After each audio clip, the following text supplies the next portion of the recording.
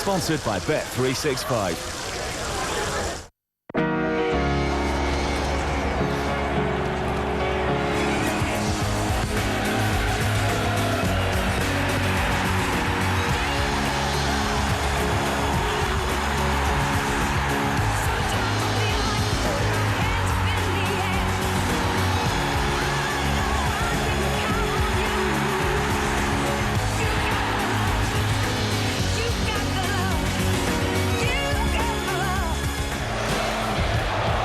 Maynard. Oh, well, that's some way to crown it. Think we can say it now, can't we? West Ham are going to Wembley. On Monday, West Ham sealed their place in the Championship playoff final. Tonight, we're going to find out who will join them, and after Friday's first leg, it is very much still all to play for. Chilly night beside the seaside in Blackpool.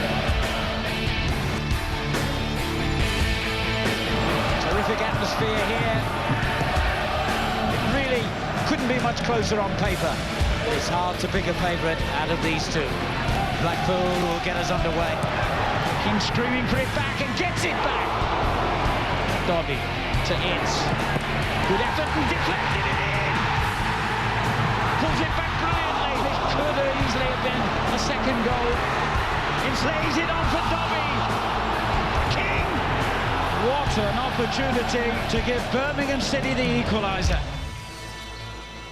Yes, live from a sellout St Andrews, it's Birmingham City against Blackpool in the second leg of the Empowered Championship playoff semi-final. Well, only 6 times in the 26-year history of the playoffs has a side overturned a first-leg deficit to reach the playoff final. Birmingham will have to become the 7th if they'd have any chance of following relegation with promotion for the 3rd time in a row. Blackpool's record at this stage of the season is simply incredible. They've won their last 10 playoff games, including the final in 2010. If they can win 2 more, the Tangerines will be back in the big time.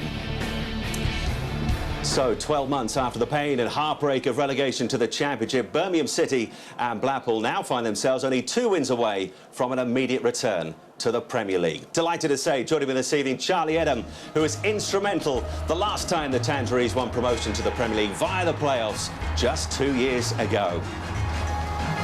And also joining us very shortly as well, the West Ham manager, Sam Allardyce. Charlie, great to see. What is it about Blackpool in the playoffs? 10 wins in a row now. They always seem to rise when the occasion matters most. Why?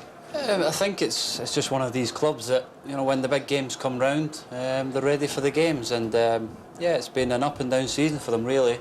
But they've managed to get in the playoffs again, and it's a terrific season. But they're looking forward to it. The mood in the camp's good, the confidence is high, and, you know, you just never know when you've got a manager in Ian Holloway. And you remember the mood of relegation right at the end of last season. Given where they were then, given where they were at the start of this season, how good a job to be here? Yeah, I think it's an extremely job well done for manager and players, because when you suffer relegation, it's difficult, and you have to bounce straight back. They've done that, and yeah, they've got an opportunity here again tonight at Birmingham to put it straight, and hopefully they can do that.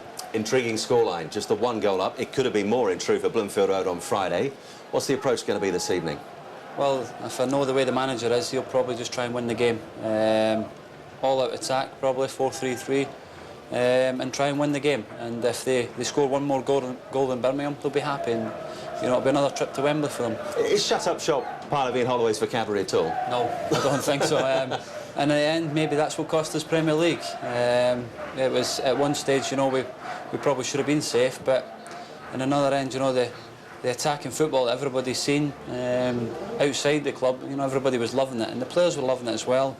But, you know, we just come up short, and it was difficult in the end. But for Birmingham City as well, I mean, it's been a difficult start of the season for them as well. They lost a huge number of players at the end of last season. For them to be here tonight as well, that's some achievement as well for Chris Hughton. Yes, and also with the Europa League they've played in as well. They've played a number of games, and to be, you know, still in contention to get into Wembley is incredible. And, you know, fair play to Chris Hughton and his lads. They've done a terrific job, and, you know, I say they're 1 game away from Wembley, and you know, everybody will be hopefully getting the opportunity to go and play West Ham. Well, let's get the thoughts then of the 2 managers, Ian Holloway and first the Birmingham City manager Chris Hughton is with Patrick Davison.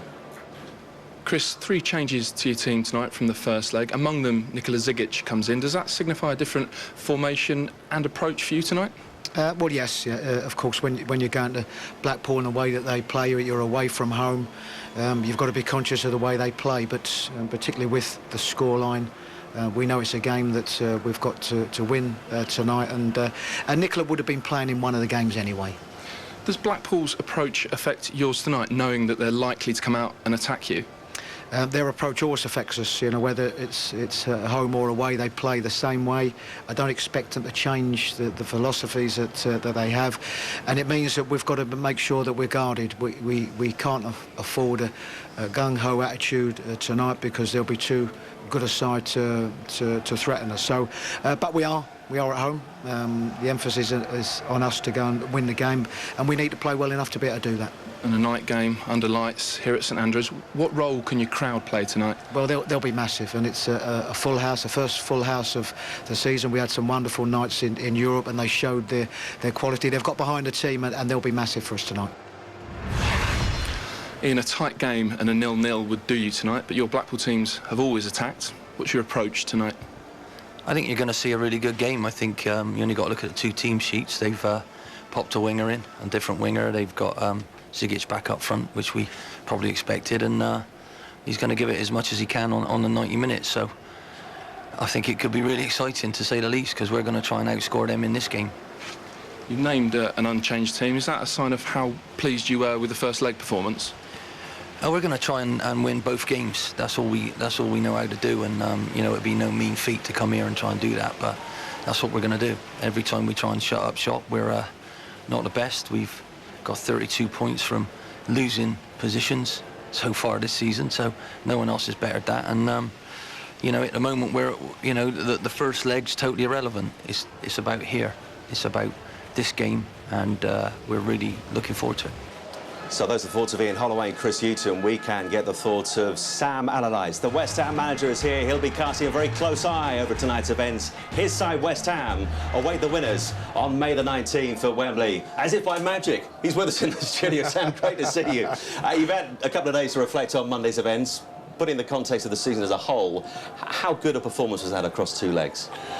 Excellent, I think. I think that right from the very start at Cardiff away, we set out our tactics. Our tactics worked very, very well by trying to get the early goal, which happened in both games actually, and that made life very difficult for Cardiff from there on in. And we knew that Cardiff's goal scoring record, it wasn't that great. Most of the goals had come from set plays, so we thought if we got the first one, then it would be about them coming out and trying to get more and more chances to try and get back in the game, and us to exploit more and more spaces that they left, which ultimately over the two legs we did exceptionally well, and it made it a very, very good two legs for us, and obviously we're all looking forward to the trip to Wembley now. And two teams you know very well. You've had contrasting fortunes against both of tonight's sides. Yeah. What are you expecting?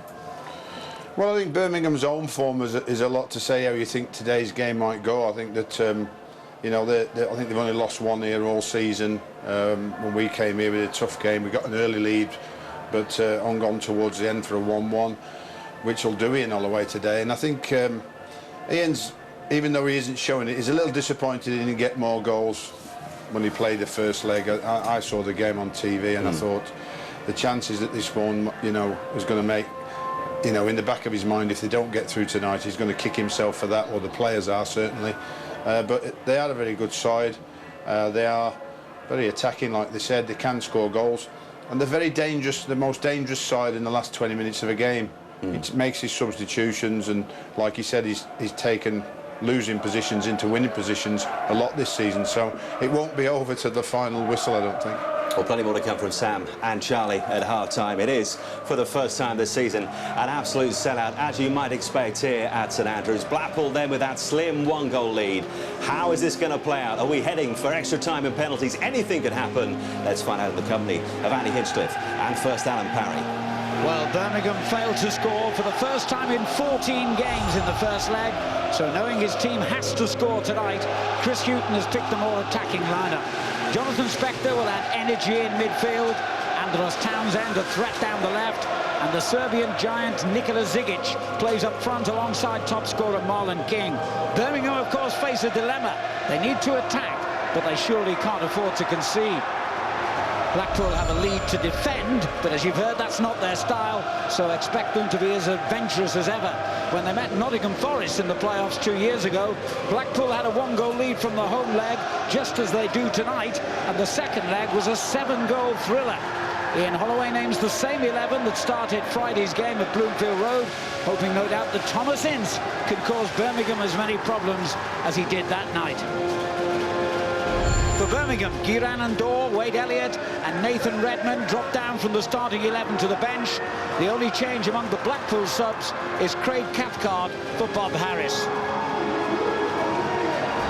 They're playing for the right to meet West Ham at Wembley and the chance to play Premier League football next season. Blackpool have the edge thanks to their 1-0 win at Bloomfield Road a few days ago.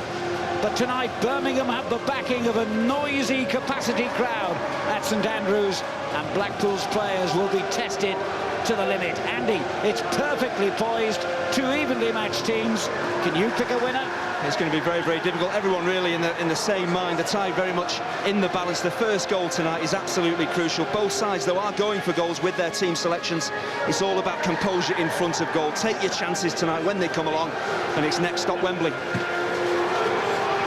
Well, 9 months of hard work could be either repaid or destroyed in the next 90 minutes. One of these teams will end the night with a ticket to Wembley. The losers will end up with absolutely nothing. It's harsh, it's cruel, but if you're a neutral, it's gripping entertainment. It's the playoffs, and in this division, that means a passport to the Premier League for the eventual winners. Birmingham go head-to-head with Blackpool at a packed St Andrews. Kick-off just moments away.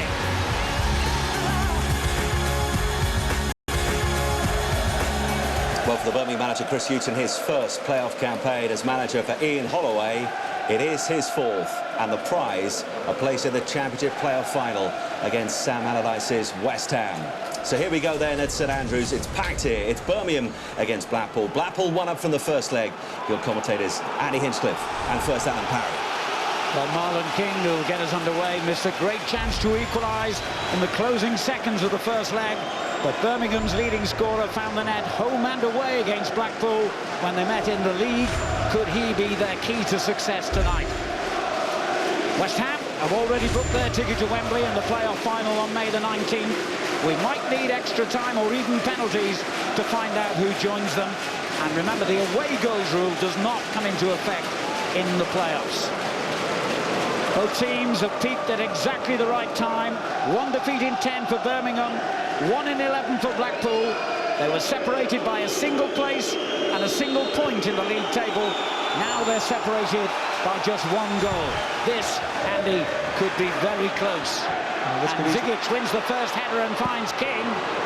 And Burke with the first shot. What a start. Oh, I just wondered how quickly Nikola Zigic will get into the game, and as they kicked off straight from left back up to the centre forward, and half chance there, well blocked away in the end by Craney. Cracking atmosphere here as Ramage delivers the long throw. He has Zigic as an obvious target now, the 6'8" front man, who did actually score a late equaliser in the 2-2 draw between these two teams at Bloomfield Road earlier in the season. An old-fashioned stadium this, and on a night like this, it really is buzzing. Foul there on Chris Burke by Dobby, who had an excellent match in the first leg on Friday. Clearly doesn't believe that it was a foul. Chris Foy, the referee, disagrees. In a game like this, you need a very experienced referee, and Chris Foy is absolutely that. But just thinking about the Birmingham approach here, Chris Hughton has changed his side, 3 changes. They need to be much better than they were in the first leg, but the changes he's made, he desperately needs his wide players, Burke and Townsend, to get on the ball and then to deliver towards Zigic and King. I suppose the tendency is, when you have Zigic in the side, to be very direct. But they've got 2 out-and-out wingers, as you say, in Burke and Townsend, who can deliver the kind of ammunition he's looking for. He's been used mainly as a substitute this season, although he started a lot of games as well. It's been all hands on deck for Birmingham, who've already played 61 games before tonight. Craney free down the left here for Blackpool. He did well to make the cross, but couldn't pick the right angle. Well, if you wondered how Blackpool were going to approach this game, this gives you an idea, because Stephen Craney galloping forward from left back. The game's only 2 minutes old. They're going to take the game to Birmingham. They're going to look to try and get the first goal in the match. Taylor Fletcher seems to have a problem. And that would be a blow if he had to come off. He's a key man for Blackpool. Ian Holloway has a couple of strikers on the bench in Kevin Phillips and Noah Dicko, but he won't want to lose. Gary Taylor Fletcher played very well in the first leg. His heading ability in particular was a real asset for Blackpool on Friday night. Including that first leg, Blackpool's only defeat in their last 11 games was against the champions Reading. Here's King for Birmingham. Clever turn. The shot deflected. Phillips back to help his defence. And all the pressure is from Birmingham in these opening stages. Burke. Blackpool will have expected this. That's how they deal with it. That could be the key. Birmingham are flying here, but King caught offside, something that happened quite a lot in the first game. Well, this is exactly the start that Chris Shute would have wanted. His side, nice fast start, getting on the ball, getting into wide areas, but most importantly, getting the ball up to the big Serbian striker, and Marlon King can play off Zigic. If he's in the side, you need to get the ball up towards him.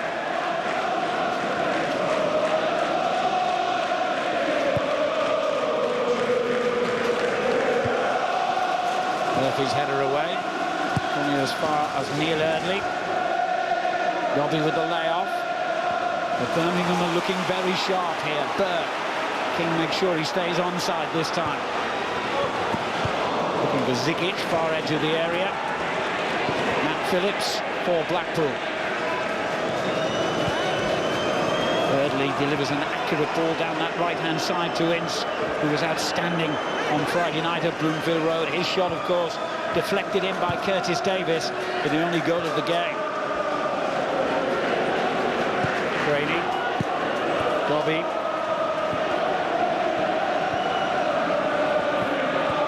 The Scottish international involved again.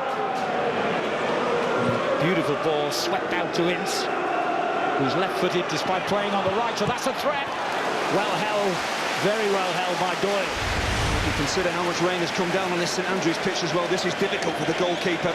It's worrying for Birmingham. If each can get on the ball and run at defenders, there's two of them over there, they just don't deal with him. And the keeper does really well. This is difficult ball to handle, bounces just in front of him.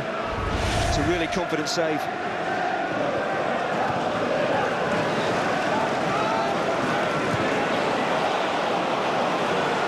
Zigic realised that if he'd made contact with the ball, the linesman would have flagged for offside.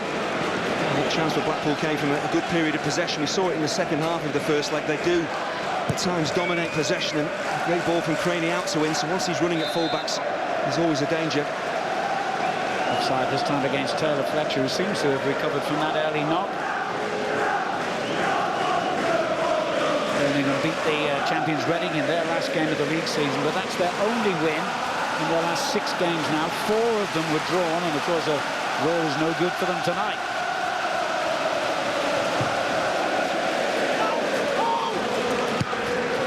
Kept in play by Townsend. Zigic. Murphy with the ball along the ground, intended for much. Cleared by Craney. Because of all the rain, the wet pitch, it's really zipping around.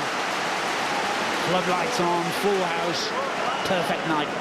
Birmingham do have to be careful, of course. They need a goal back in the tie, so they're sending bodies forward, but Blackpool on the counter-attack. If Birmingham lose their shape or there's a man missing, they can be punished. Richards will leave that to Ian Evatt, who broke his nose just over a week ago in training and had 2 heavy cracks on it in the first leg. One from a collision with Marlon King, closing down the goalkeeper here, and another from a headed clearance. Ended up off the field with blood streaming from his nose. But he's as tough as they come, Evatt, and he's also a very good player, as he proved with that wonderful ball for Ince. Great chance for him, and another top-class save by Doyle. Well, Tom Ince is complaining here. He feels that maybe the left-back David Murphy put his hands all over him, and Ian Holloway not happy. A wonderful crossfield ball, great touch from Ince. He's in behind the full, but there's definitely an arm on the shoulder, and he goes to ground. It's a big, big call for Chris Foy, and I feel there's enough contact there. He gets the shot away, maybe that changed the referee's mind, but there's certainly contact from the left-back on Ince's shoulder there. Just pulls him down. Really actually pointed to the spot, the referee. The first moment of controversy, and we've only had 7 minutes gone. Playoff drama. Well, it happens in every game, doesn't it?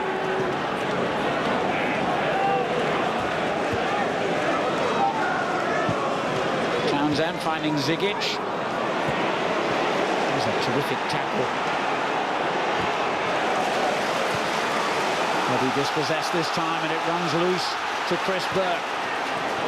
King. It's been a blistering pace in the opening minutes here. Ferguson, the kind of player who can slow it down. At 2 years here at St Andrews. Here's Dobby looking for Phillips down the left. Ramage gets there first. Ferguson. Craney.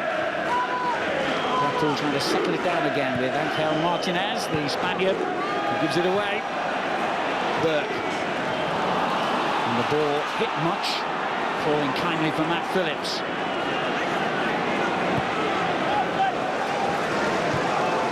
Eardley leaves it to Ferguson. A calm, controlling influence in midfield for Blackpool. Looking for Taylor Fletcher, making the run in behind Ramage. For the first time, Blackpool looking to get it in behind that Birmingham back four. A couple of crossfield balls towards Tom Ince. And that time they're looking for Taylor Fletcher in behind. This is the 5th time that Birmingham have appeared in the playoffs, all in this division. And they've reached the final only once before, 10 years ago, and they did go on to win promotion.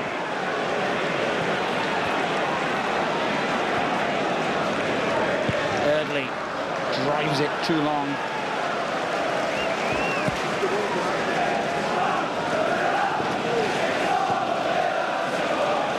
Well, for all Birmingham's early possession, Blackpool have created a couple of excellent opportunities already here, as Everett clears for them. Ramage finds Burke. Hooked on by Much. Zigic gets it back again to Burke. Brilliant run, and a brilliant interception as well by Baptiste. Oh, he had to time this challenge absolutely perfectly, but this is what Birmingham need. Chris Burke on the ball, running at defenders, getting into the danger zone, and Baptiste does really well. It's a very zippy surface. You've got to time your challenges correctly. Well, with the height of Zigic, to mention but one, Birmingham will expect to be strong from set pieces. Davis, also a good header of the ball, but it is Zigic on the back post. It was aimed at, and into that scramble in the 6-yard box. Comes out to Much. There's Spector, who has been introduced in midfield tonight, having been a late substitute in the first leg.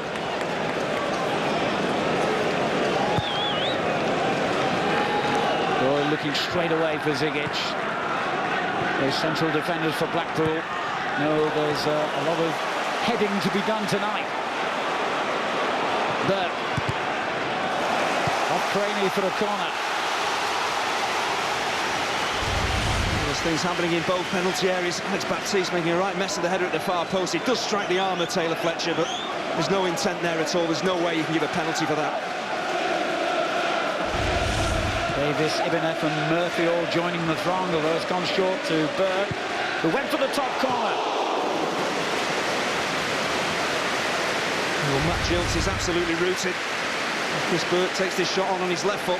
No balanced football, it can shoot with both feet. Just looking to bring this ball back in towards that top corner. He's only a yard or so away. Great effort. Well, he's been involved in the playoffs 3 seasons in a row now, the last 2 for Cardiff, who in his absence got involved again, of course, but Sam Allardyce's West Ham defeating them. David Murphy, I think he's a very lucky lad. As a former left-back, I know what can happen. You get caught ball watching. He lost sight of Tom Ince, and there's a definite arm on the shoulder. I just wonder with the referee, because it gets the shot away, does it change the referee's mind? He's got a great view of it, Chris Foy, and I'm surprised. Ian Holloway's very surprised. The referee was going to point to the spot, looked like a penalty to me. Well, they felt they had a strong penalty claim in the first leg as well, didn't they?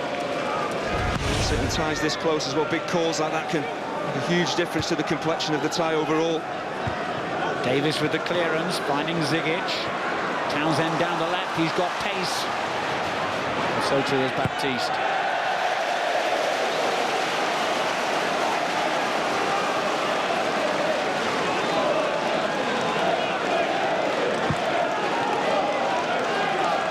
Murphy has Zigic on the edge of the 6-yard box to aim at. And usually gets good distance on these throws. Looped up for Zigic. Very clear by Evan. A good cross. King on the far post. Well, Marlon King has a choice here. He can either put his laces through this or maybe try and guide it with his instep. It seems as though he decides to do the latter. He just pulls off Stephen Crane at the far post. He's in a couple of yards of space, and does he knock this ball into the floor? He does. And that means it's always on the rise. That's why it hits the bar and goes over. They're going in behind Matt Gilks, but a good opportunity, and Chris Hughton knows it. Well, Marlon King hit the woodwork in the closing seconds of Bloomfield Road and has struck it again in the opening minutes here tonight. Well, I know the playoff system has its critics, but I, for one, think that it's a wonderful end to the season. It does help if you're not involved, of course. For neutrals, it's gripping entertainment. It really is. Here's Townsend, who's on loan at Birmingham from Tottenham. Phillips prods it forward. Calmly done by Taylor Fletcher. Thirdly, Phillips again. Ince. Curtis Davis with the clearance. He scored when Birmingham beat Blackpool 3-0 here in December. And a controversial day that was, when Barry Ferguson was sent off, and so was he. Ian Holloway sent to the stands, although the FA later reversed that decision. There's Ince with the flick, given away though. Townsend's clearance has gone straight to Baptiste. It's a good challenge, but Zigic can't reach it. Still pouring with rain here. As Gilks clears half the length of the field. Away then by Ramage, the right back on loan from Queen's Park Rangers, who've got a massive game of their own, of course, at the weekend. Ferguson, Taylor Fletcher.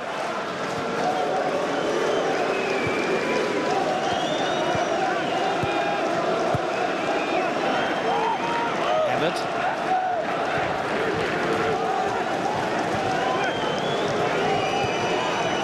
Well, this is the new style, if you like, for Blackpool. They were perhaps a little more direct in their last promotion from this division, but they play much more possession football now.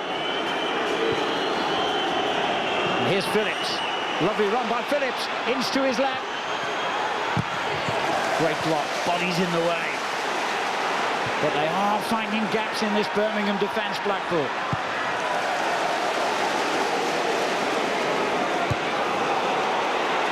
It's been a wonderful opening quarter of an hour. Well, you really have to be impressed with both sides. We know Birmingham have to come forward. They need a goal to get back into the tie, but it's the Blackpool approach. Away from home, they could just try and sit on it, play for the draw, but they're coming forward looking for the first goal. Phillips trying to get under that cross. Well, Ramage obviously couldn't wait for his goalkeeper to get there, so cleared himself, but back come Blackpool with training. Martinez. Eardley. This Blackpool team play with real style and confidence, and there's a lovely ball. First bounce through to Doyle as Ferguson failed to reach it. Ferguson is inches away here. Great ball in from Taylor Fletcher. Great run from Barry Ferguson. He just maybe goes half a yard sooner. Curtis Davis thinks it's travelling through, and he's a little bit fortunate. Doesn't see Ferguson behind him. King's layoff. Burke. Much. Now Ramage. Spectre. He'll be desperate, of course, to get to the final, to face his old club, West Ham. And there are a lot of connections between Birmingham and West Ham. David Gold, David Sullivan, Karen Brady, all key players behind the scene for the Hammers, who used to be here at Birmingham, of course.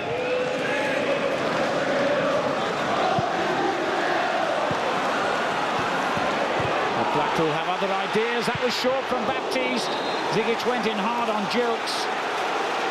Good work by the goalkeeper. Yeah, it's good to see Matt Jilks getting up. It didn't seem to me as if there was an awful lot of malice in this challenge from Nicola Zigic, but a really poor back pass from Alex Baptiste. Conditions like this and an occasion like this, you can't take any risks. Just put this ball out of play, and he just tempts Zigic forward. And he's trying to play the ball there, but Jilks does really well. He's brave. He doesn't go with his hands, but at least he clears his lines, takes a whack. Thankfully, both players are okay.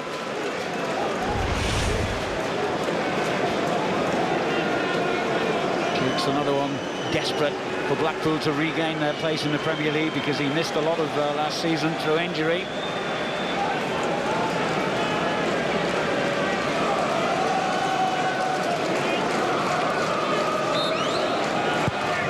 Fletcher, the man he looks for.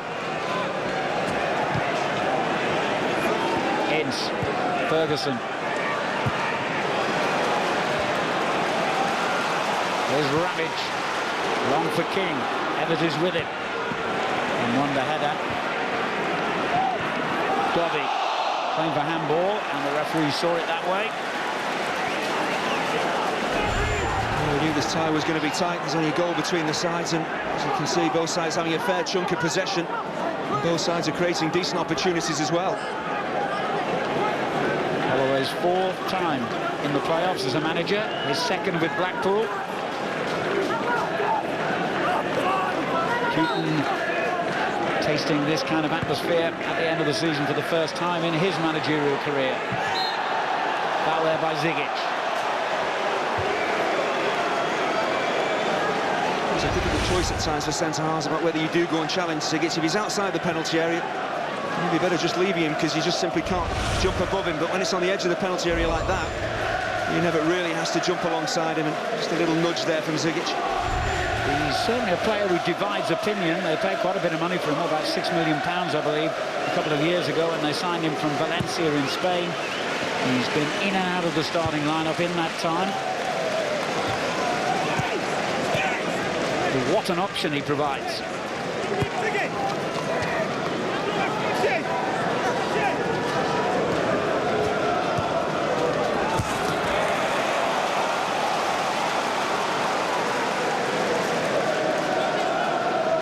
Well, it's been a helter-skelter opening 20 minutes. And Blackpool earn a free kick. Taylor Fletcher with a blow to the face. Fletcher's going to take a few knocks. There's Mark there front and back, and it's David Murphy who catches him, and the referee absolutely right to give the free kick for that. Which Ince will take, the 20-year-old, signed from Liverpool. Looking for Everett, edge of the box, and very nearly found him as well. The breaks here for Burke. Birmingham's player of the season. Turns it back for Ramage. Burke again. Everett points to the ball and says he won it. And I think the referee might agree. Has he given a throw? No, he's given the free kick. I reckon it'll be Ian Holloway that will be happy with the opening 20 minutes of this second leg. His side have looked more in control when they've had possession. They've looked more confident, more patient. Birmingham, sorry, a bit keener to get that ball forward, just lumping it in there at times. Burke to take on Phillips. Back to Ramage. King! What they need to do is just be a little bit patient themselves. Just get the ball in there when they can, get a bit of quality in there and give Marlon King something to attack. Burke's done well again, but the bounce took it through to Matt Jilks.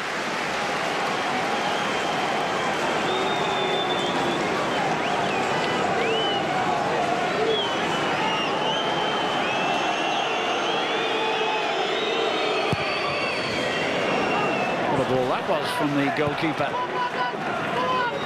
Craney. Martinez. Baptiste.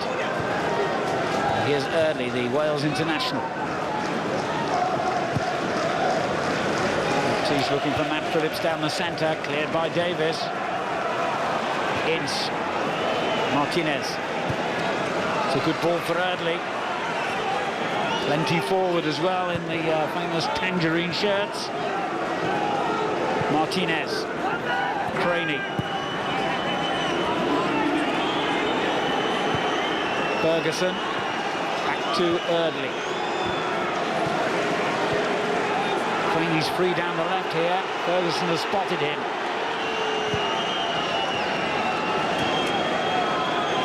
Martinez. Lovely ball for Ince. Taylor Fletcher.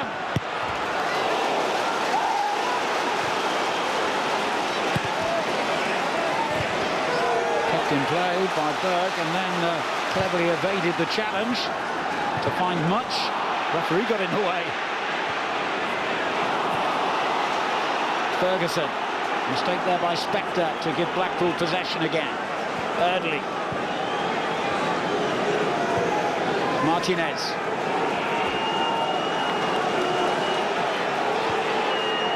Taylor Fletcher.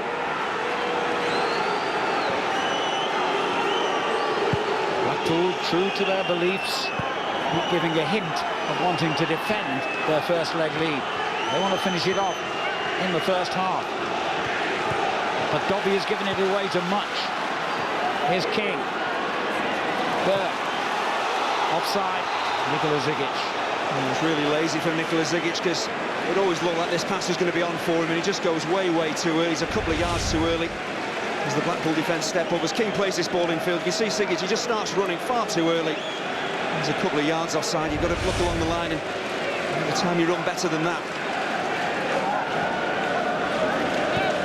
Phillips. Martinez.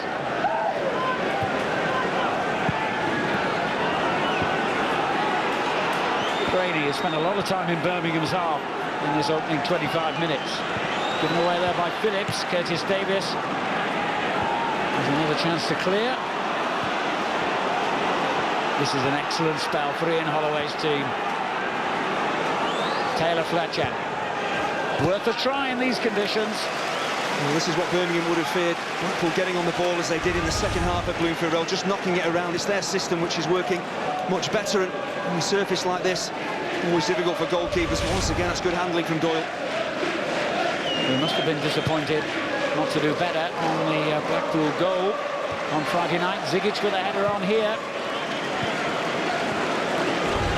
Talked about the Blackpool controlled possession. This chance for Taylor Fletcher comes on the back of a good 20 passes or so. I think Taylor Fletcher, is he looking maybe to pick out Angel Martinez rather than score? He's looking to head that towards his teammate, really. Could have took that down and got a shot away. Davis did well there to rescue possession for Birmingham. Much finding King. That's an excellent layoff. Burke. Zigic wants it played in early. Burke has other ideas. Townsend. Murphy in support, but the ball was too short for him.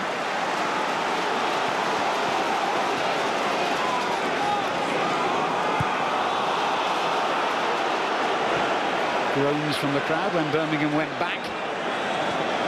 Now Spector takes them forward. And the USA international finds Ravage. Here's Davis.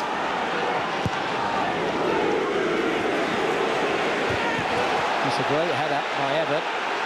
Remember, he's up against a 6'8" striker in Zigic.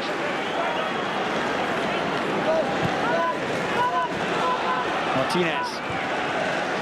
Baptiste. Eardley.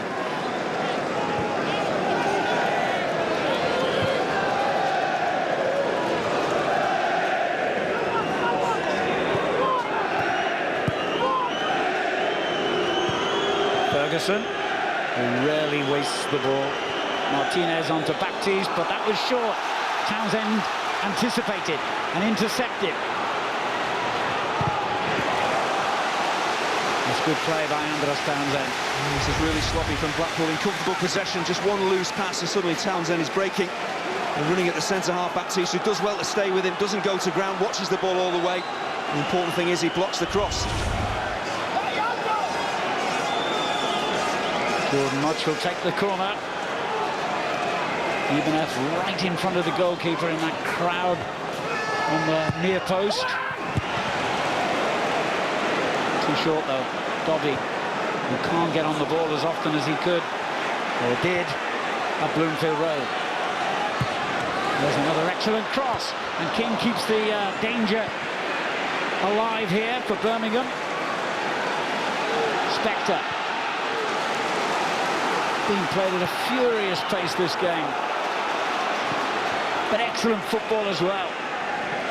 Burke. Looking for Townsend. Oh, he's kept it in play.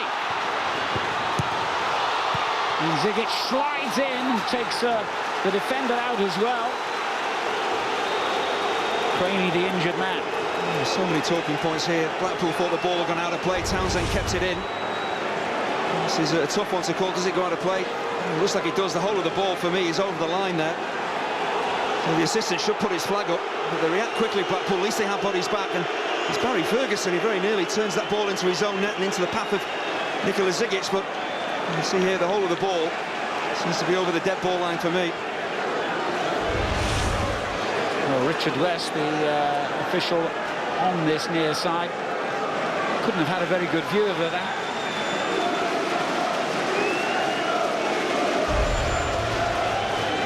Well, the challenge that Zigic made when the ball ran loose has earned him a yellow card. And Ferguson touches the ball back. Craney just clears his lines and just gets off his feet here, Zigic. And Craney does make a meal of it. Not sure there's an awful amount of contact there. He does get caught. It is a free kick. Once you spin and roll about on the floor, the referee's always going to be tempted to go for his notebook. Fourth official John Moss has called Chris Foy's attention to something here, and Bobby's had to come off. Not quite sure what that's all about, but he's back off. You'll notice, incidentally, the Blackpool players wearing black armbands tonight. That's in memory of Keith Griffiths, a loyal supporter of theirs, who tragically collapsed and died during Friday night's first leg. Offside flag up. Well, Super Sunday really could not get any more super than this, could it? Can Manchester City lift the title for the first time in 44 years? Can Queen's Park Rangers survive in the Premier League? Live from 2 on Sky Sports 1 HD. And of course, over on 2 HD, Sunderland against Manchester United, who are not ready to give up their title yet. Taylor Fletcher, meantime, has his shot blocked.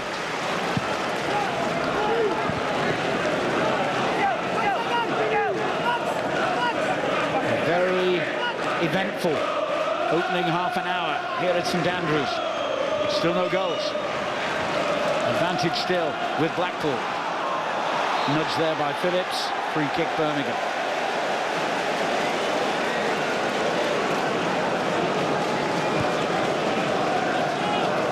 The calmest man inside St Andrews.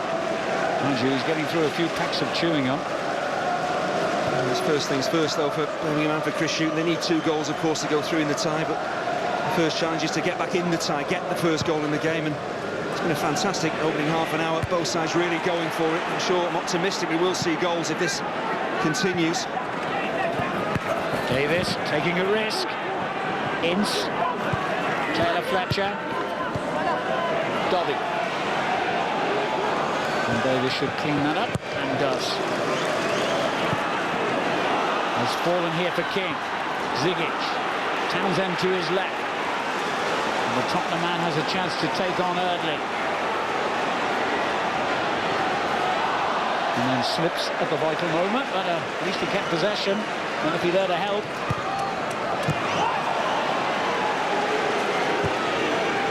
It's an intelligent ball from Ferguson to Dobby. Not a very intelligent ball from him, though. Referee saw nothing wrong with that challenge. Dobby. Again, he gives it away. Craney. Martinez. Ferguson.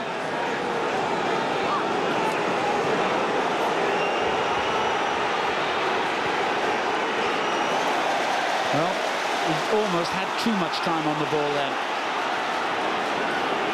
Berg.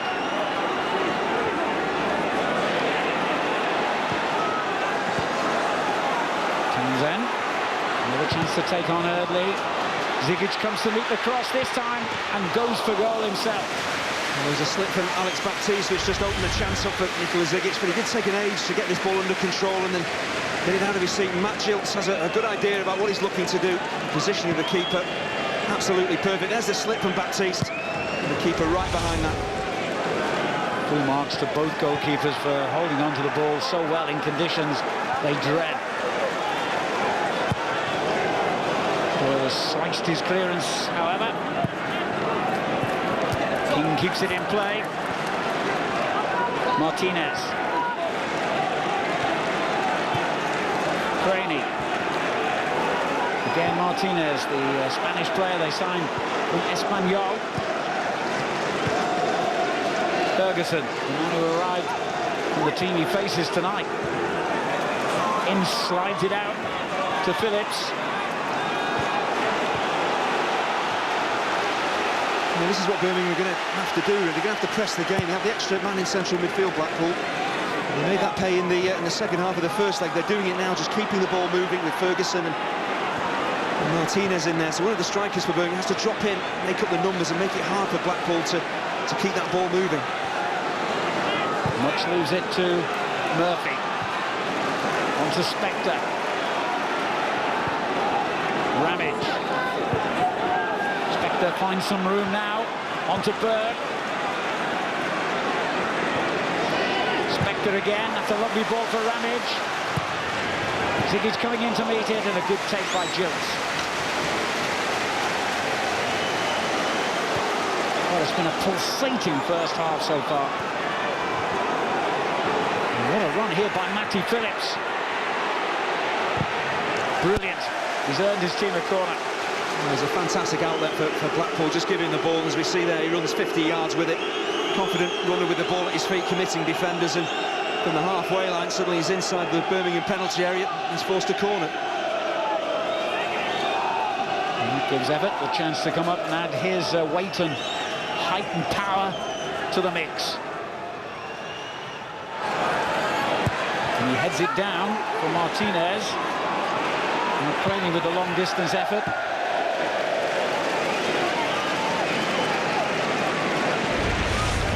This is a difficult effort. Breaks for Stephen Craney. He's got a great left foot. You can see he's concentrating hard on just keeping it down, trying to keep it on target. Just pushes it wide of the post. You can see both sides are pressing, they're creating opportunities, but I'm sure we'll see it's Blackpool who are working the opposition goalkeeper much more. Just that one attempt from Birmingham, Zigic's shot, which Giltz handled really well. Tees for the strong clearance, which Davis has to track all the way. And again, no real communication between goalkeeper and defender. Second time that's happened. Ferguson. Ince. Craney.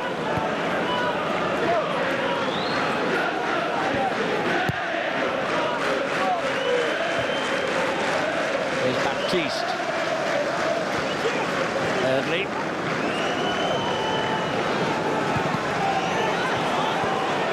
Martinez.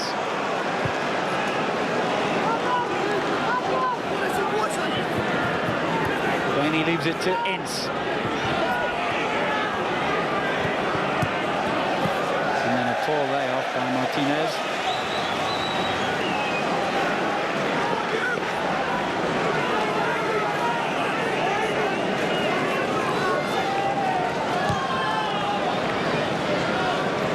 Davis looking for King this time. The control on the chest to find Much. Now Townsend. Murphy in support down the left touchline. And the referee has reached for the yellow card and given the free kick to Birmingham.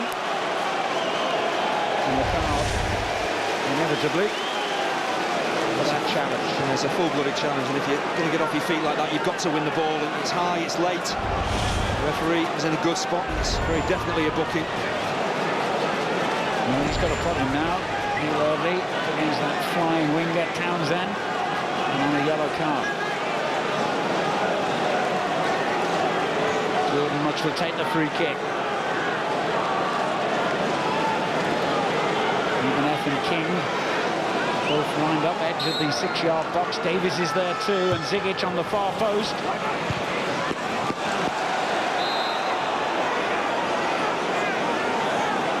Some relief for Blackpool.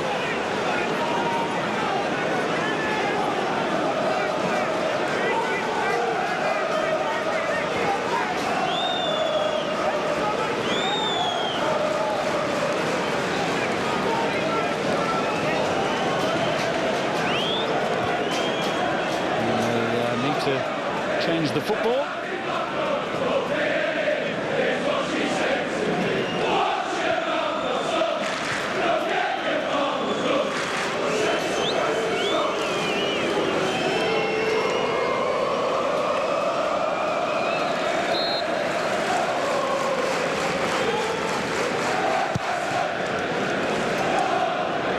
Free header for Spector. By Baptiste, and it's a good ball for Dobby. Now Ferguson. Ince.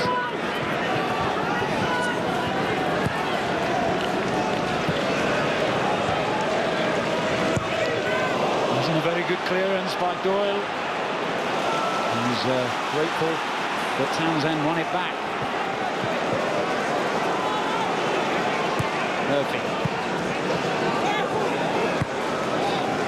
Here's Spector.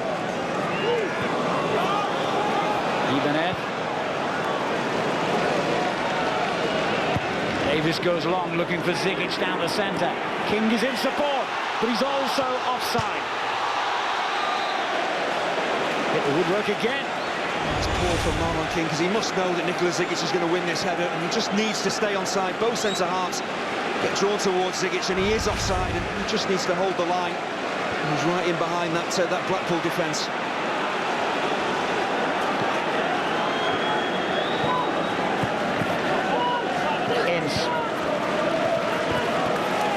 Possessed by Burke. Much turns it long for King.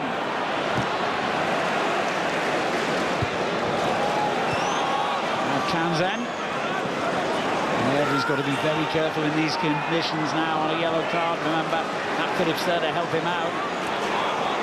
And off he goes on one of those electrifying runs again.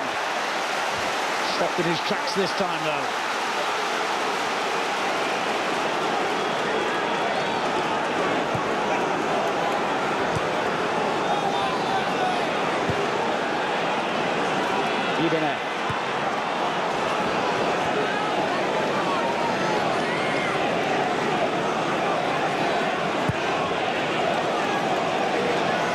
Ball finds Zigic.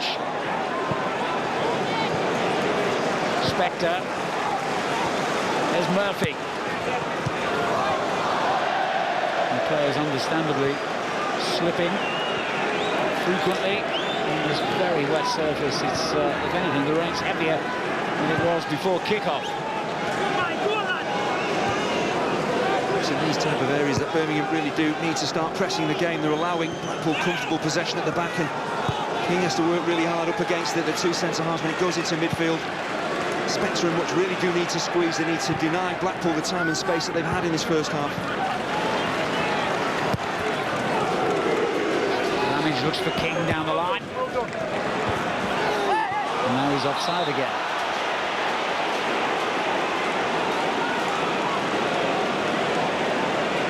So frustrating for the manager.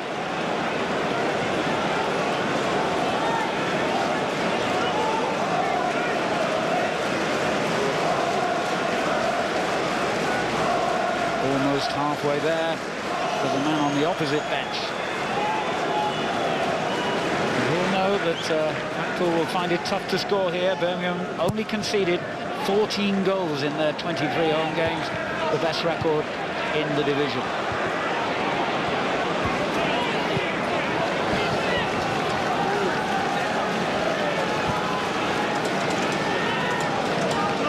it seems as though if he's not hitting the woodwork, Marlon King is being caught offside. Saw this in the first leg as well. They're playing quite a high line at times. Blackpool is playing right on the shoulders. He is now.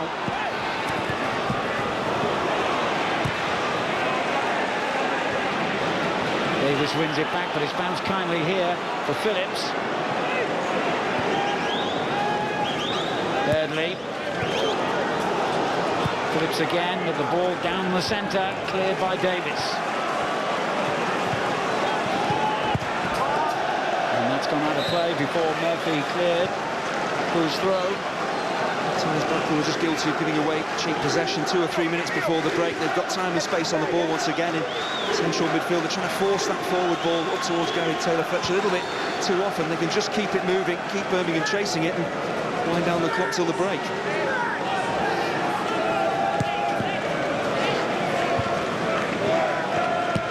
Taylor-Fletcher with a layoff, but it's gone straight to Jonathan Spector. Baptiste, quite rightly, takes the cautious route back.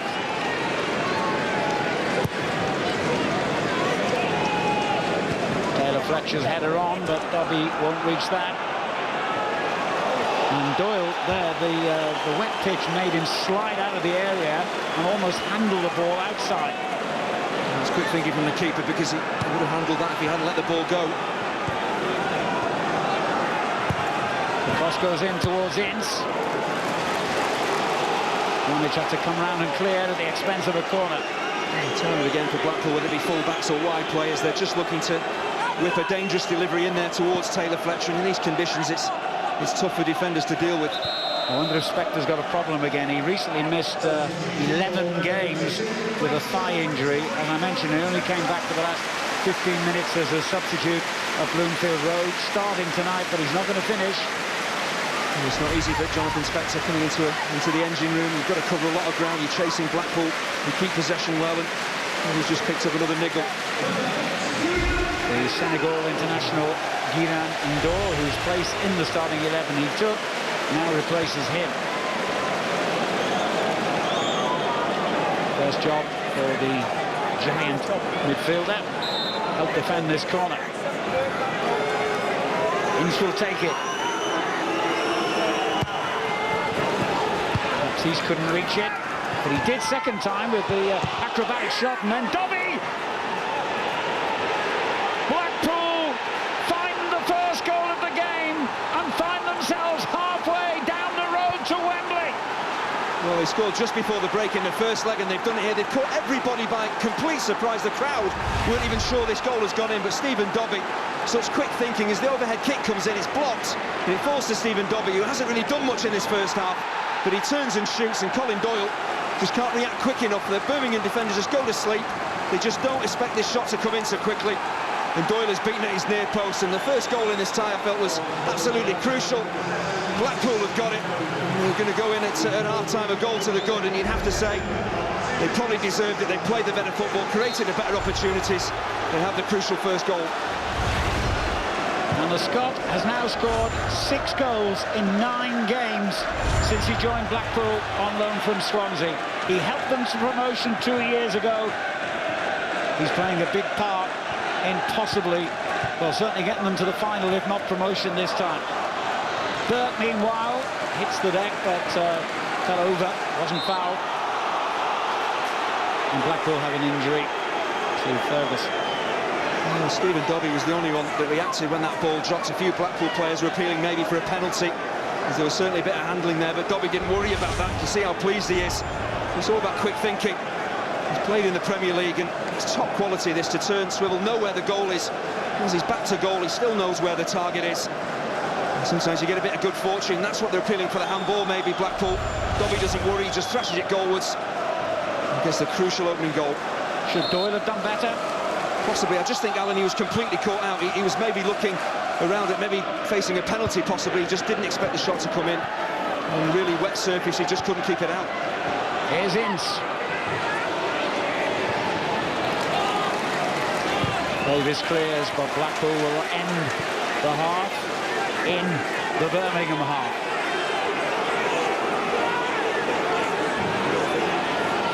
In no hurry to take this throw. And why should they be? Lynn Holloway's team have had a marvellous first half here.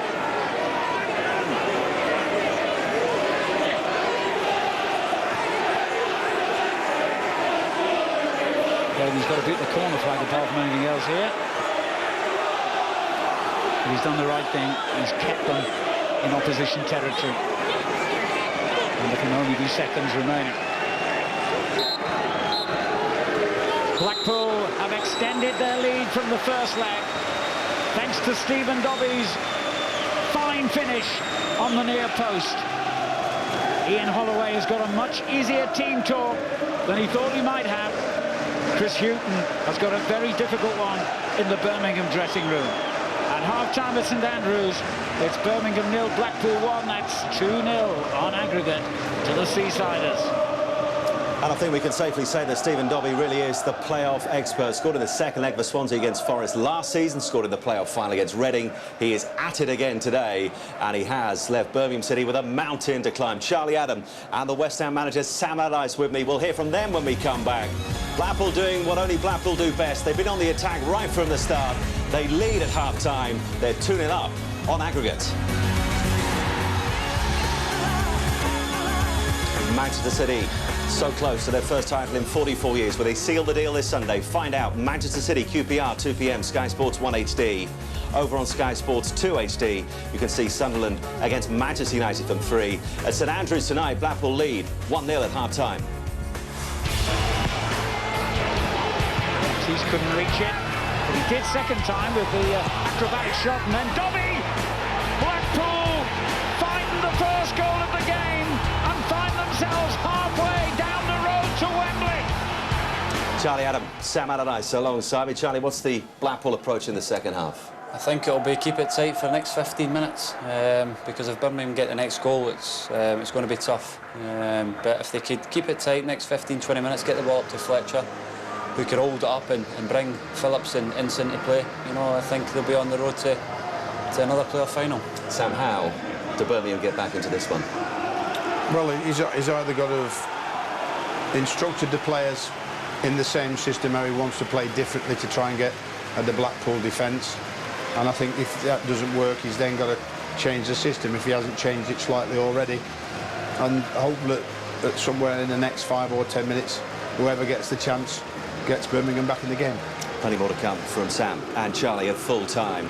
Is Blackpool's incredible run of the playoffs about to continue, or can Birmingham somehow fight back? Let's find out in the company of Andy Hinchcliffe and Alan Parry. Well, Birmingham are certainly up against it. They need to score at least 2 goals now in this second half, and that will be a very difficult task against a Blackpool team that's kept clean sheets in 4 of their last 5 games. But here's a question for you, Andy. Does Ian Holloway now restrain his policy of attacking football and become more cautious? Or do Blackpool carry on playing the way they have been? I'm not sure whether Ian Holloway has ever been restrained in his life, but it's an interesting one for the Blackpool manager. They wanted the opening goal in this second leg. They've now got it, but they're not really a conservative side with his starting 11. It is a forward-thinking side. It's not a team built to defend, but it is tempting for the players maybe just to sit a little bit deeper and hold on to what they've got. And for me, it'd have to change things. Maybe Keith Southern coming into that midfield if he wanted to be more solid in there. But this Blackpool team only know how to play one way, and that's to go forward and score goals. Birmingham, remember, have this wonderful home record. 1 defeat in 23 league games here. That was against Nottingham Forest in February. They played 29 matches here in all competitions, and the only other visiting teams to win at St Andrews were Chelsea in the FA Cup and Braga in the Europa League. The first port of call really for Chris Hughton's side is to get hold of the ball. They were starved of possession in the last maybe 20 minutes or so of that first half. They need to get a hold of the ball, get their key players, Burke and Zigic and King, involved in the game. They desperately need the next goal of the match. If they don't get it, it's going to be a real problem, because you feel that Blackpool will just continue to push on for another one. Birmingham do have a reputation this season for scoring late goals, but now, remember, they need a minimum of 2 to send this tie to extra time. There's Ramage. As you can see, the rain has not relented as Davis knocks it long for King. Away by Everett. Phillips. 2 wonderful outlets wide Blackpool have in Phillips and Ince.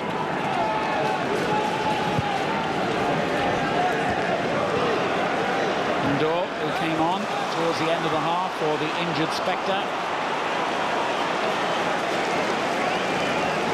Spent the entire interval being warmed up by Birmingham's fitness coach.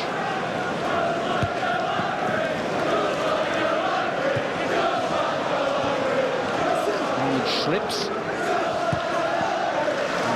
wins it back off in second time. Well, Sam at the break was talking about the two different formations out there, and it's certainly Blackpool's extra man in midfield which is dominating possession, making it hard for Birmingham really to get hold of the ball and really influence the game. So desperately important that Birmingham get hold of the ball soon. And Phillips suddenly found himself onside, and it hits the post and goes in. Matty Phillips has sealed Blackpool's trip to Wembley Stadium. They can order their tickets, they can order their suits. Oh, we wondered about the Blackpool approach, and this is exactly what we expected. They're a forward-thinking side. It's a great run from Phillips. He's definitely onside. We've seen Marlon King time and time again get caught offside. Brilliant run from Phillips. There's only one place really he can put this.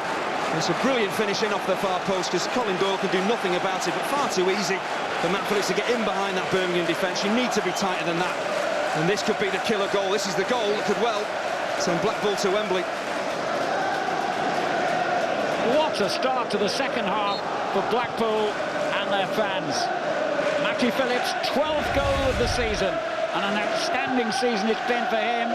Picked for the Scotland squad, albeit he had to withdraw through injury. Picked by his fellow professionals in the PFA team of the season. And now scorer of the goal that will surely clinch things for Blackpool. And Ince on his way looking for another. Phillips was unmarked as well in the middle. Well, we wondered whether Ian Holloway would say, hang on lads, let's have a steady few minutes here, we should have known better. Oh, David Murphy does brilliantly here, the left-back round on the cover, because Tom Ince is into the penalty area and Dorr can't stay with him. The left-back does really well. If he misses that, Phillips has got a tap in. Whoever coined that phrase, attack is the best form of defence, must have been inside his head at some stage. After the second half at Bloomfield Road, he would have been pleased with his team's performance. He would have hoped they could come here to St Andrews and play the way that we've seen them. And putting it into practice is very, very different when you consider Birmingham's home record. But Blackpool have been excellent when chances have come along. I said before we kicked off, you've got to take your chances. And Blackpool have done that. What a situation now. 3-0 down on aggregate. Needing to find 3 second-half goals just to force extra time. Surely it's not possible. And the way Blackpool are going forward, they want to finish it off as quickly as they can here. And they might do just that. Phillips is well placed in the middle again here. Bobby's shot deflected, and that took the sting out of it for Doyle. Well, the Birmingham anthem is keep right on to the end of the road, but that road is looking paved in disappointment at the moment. You have to look at the timing of the goals as well in that first leg. Just before half-time, Blackpool got the edge in the tie. And just before half-time this evening, they go 2 up, and then right after the break, they score again, and that's broken Birmingham hearts. Eardley clears. Well, there have been some remarkable comebacks in these playoffs, but if Birmingham can pull this one off, it will go down in the record books. Townsend with the cross. King knocks it goalwards, claims a handball, nothing given.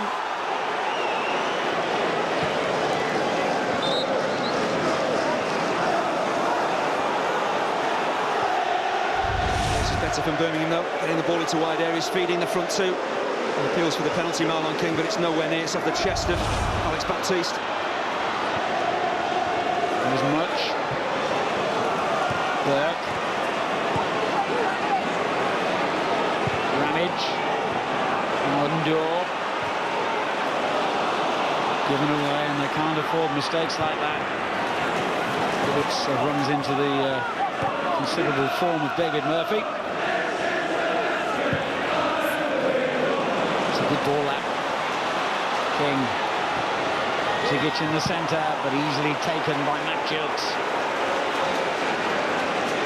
And Blackpool, true to their manager's beliefs, continue to play not just football, but attacking football. even at a stage where they could be forgiven for shutting up shop.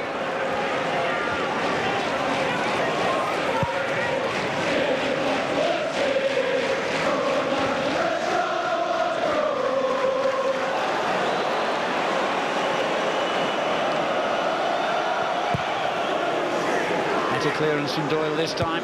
King couldn't win it as much. Given away to Craney. Martinez.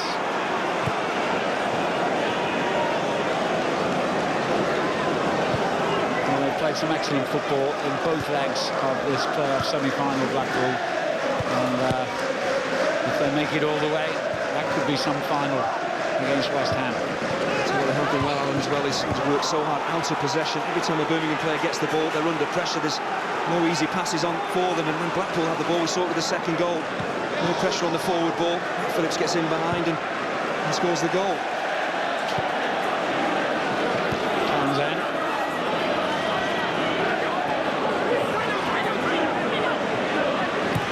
Eardley. Murphy. Townsend with a little trick to try and shake off the challenge, and it comes off Phillips for the Birmingham corner. The fans haven't given up hope. It was rather a muted roar.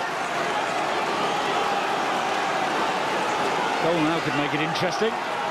Curtis Davis, scorer of the own goal at Bloomfield Road, anxious to make amends.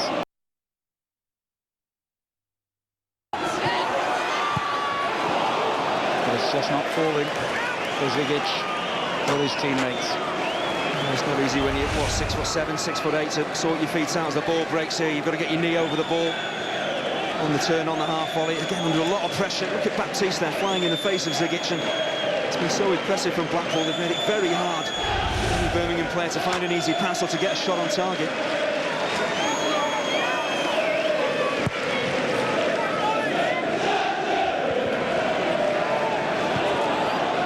He keeps the pressure on here. Eardley. Neatly done. Martinez.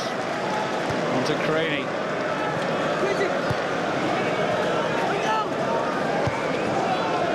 Ferguson. Dobby.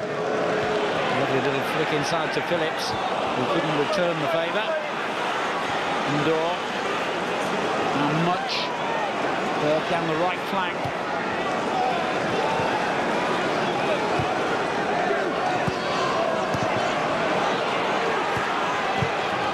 I never actually heard, Andy, of a bad moment to score a goal, but getting one just before half-time and just afterwards is pretty much perfect, isn't it? Absolutely. Going into this time, the fact that they scored just before half-time in that first leg, it makes all the difference mentally. It's such a blow for players to come into the dressing room.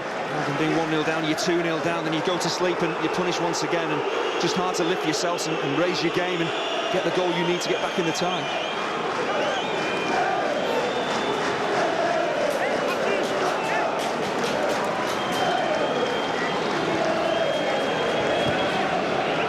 Thirdly.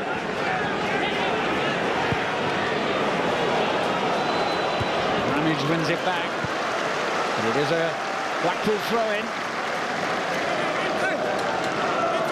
Only once before has a club relegated from the Premier League bounced back through the playoffs the following season. That was Leicester 16 years ago. But of course, it has to happen again this season.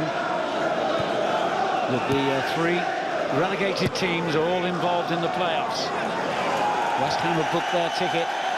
Blackpool have all but booked theirs.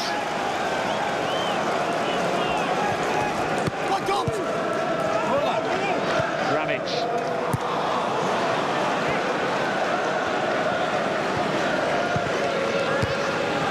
Well, Phillips seems to have adopted a more central attacking role in this second half, and is beginning to pay dividends already. He scored and would have been free there if Blackpool had got the ball to him. Instead, they've got a free kick. It's intelligent play from the Blackpool front three, flexible. Just a little bit easy from Zigic again. Martinez just that little bit quicker in mind and body, and here's a foul. And here is Phillips again, down the middle, this time dispossessed. Jordan Much finding King.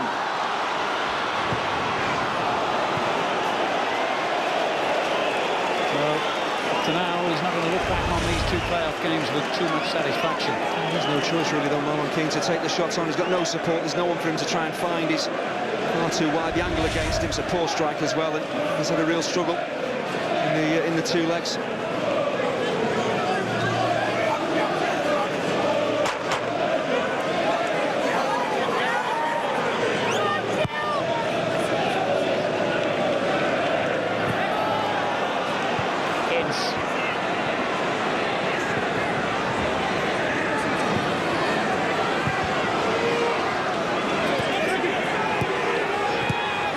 Ferguson, Ince again.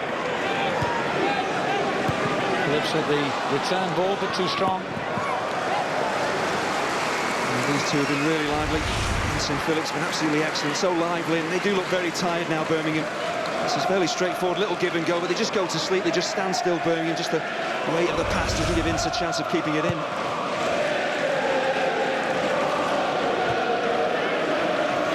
King.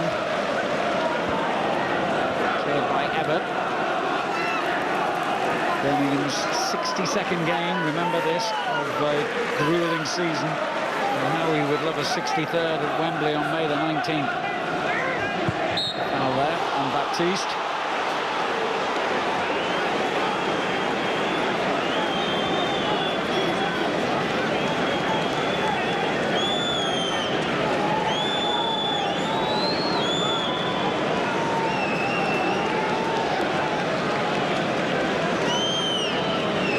Almost afford to relax.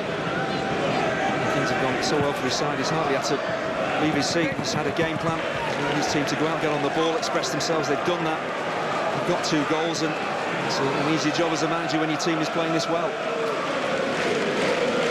I mean, astonishingly, there's still over half an hour to go here.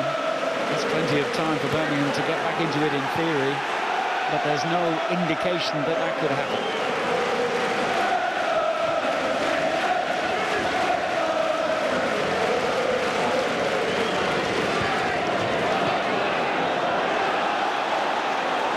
Corner, and Elliott is convinced Blackpool should get a free kick. He thought that maybe Zigic just nudged him on the back. There seemed to be an awful lot of contact, and just mistimed the jump. And he ended up, but he's given a soft corner away. Ibanez makes a rare trip forward. Blackpool have defended well when they've needed to, and Ince should get this clear. Dobby. Play by Townsend. Here's Much.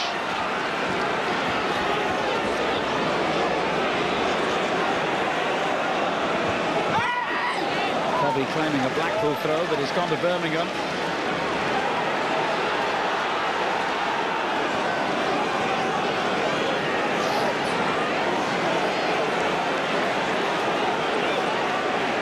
Zigic wants in on the edge of the 6-yard box again from Murphy's long throw.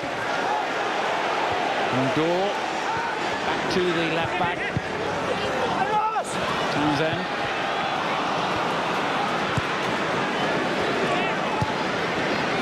It's a good ball for Ince. Now Ferguson. Ince gets in behind the left back. He's disappeared momentarily at the other end of the field.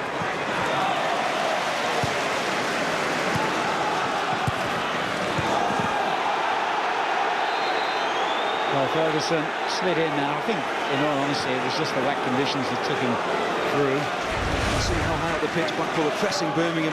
Here's a foul. He's a little bit late. Just catches Townsend in with his arm more than his leg, but Blackpool Holloway forcing them to force Birmingham back.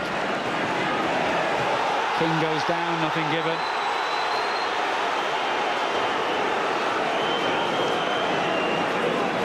Thirdly.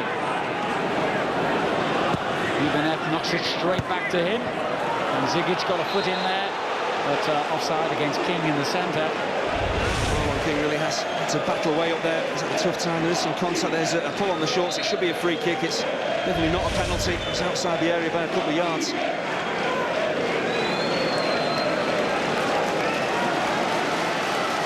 Change for Birmingham. young man Nathan Redmond, a highly rated 18-year-old winger who played in the first leg. He'll replace another young winger in Andros Townsend. You can see why Chris Hughton put Andros Townsend in the side on that left-hand side to try and get at Neil Eardley, but he just simply hasn't had enough possession to really affect the game and force the fullback into some decent defending.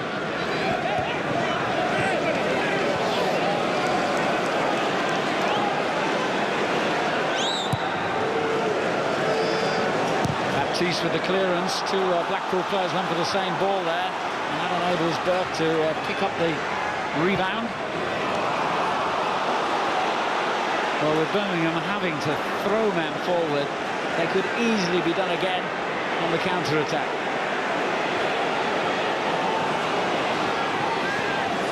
Ferguson's cross to no one in a Blackpool shirt. Ramage. However, still defending as though it was 0-0.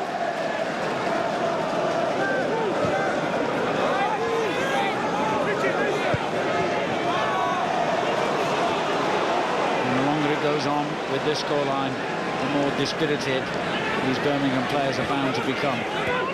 Oops, Eardley's made an error that's given them a moment's encouragement there.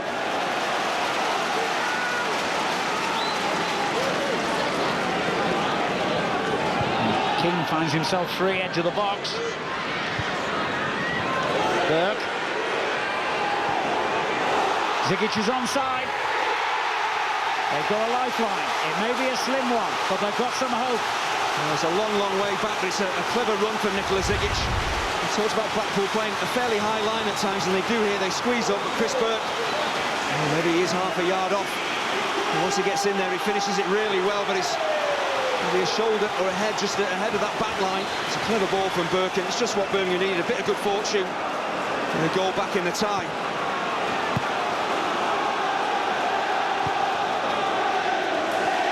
Well, Chris Hughton still believes, and so do the Birmingham fans.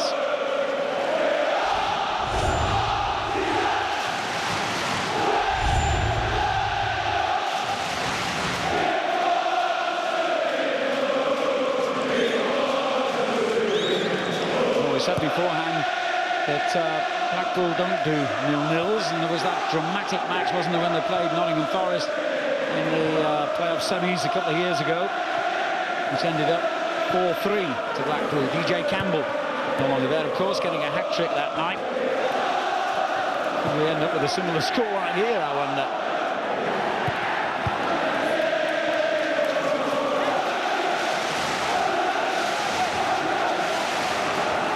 Chris Hughton will suddenly feel a surge of optimism again. And Eardley's clearance will help that optimism. And coming around the back, it's Burke. Goal kick. Redmond's just looking to pick out Much, who made a decent run into the penalty area. A couple of mistakes, though. Poor clearances from Neil Eardley just encouraged Birmingham forward. There's too much weight on the ball there. Much can't take it under control and just runs away from Chris Burke. But that goal is going to give Birmingham a big lift. The crowd really need to get behind them, and it should really force Blackpool to think again. They can't afford to be complacent. And for the first time, slight look of anxiety on the face of Ian Holloway and Steve Thompson.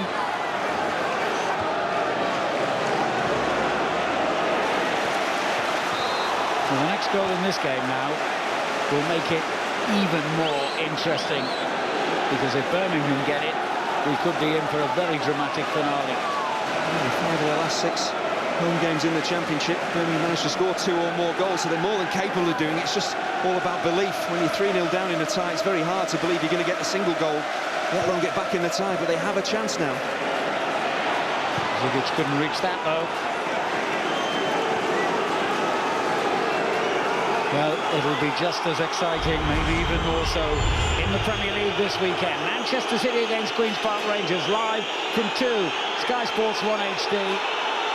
And over on Sky Sports 2 HD, Sunderland against Manchester United. One of the Manchester Giants will be champions, one will be runners-up.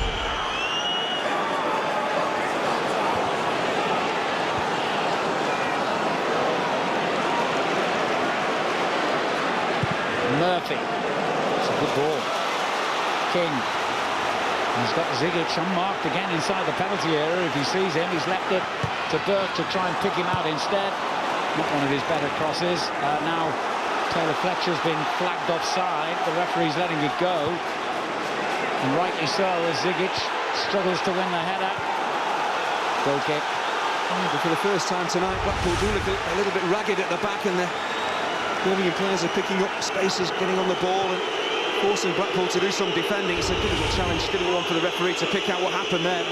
Zigic is going to be the target now every time Birmingham go forward. They're going to play it towards the big Serbian. And now the crowd are bringing the referee's attention to the fact that Matt Gilks is taking a long time to take this goal kick. He knows, he's warned him.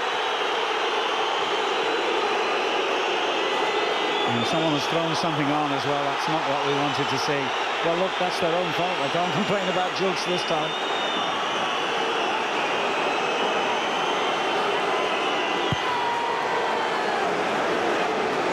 Good kick when it finally came. Dobby.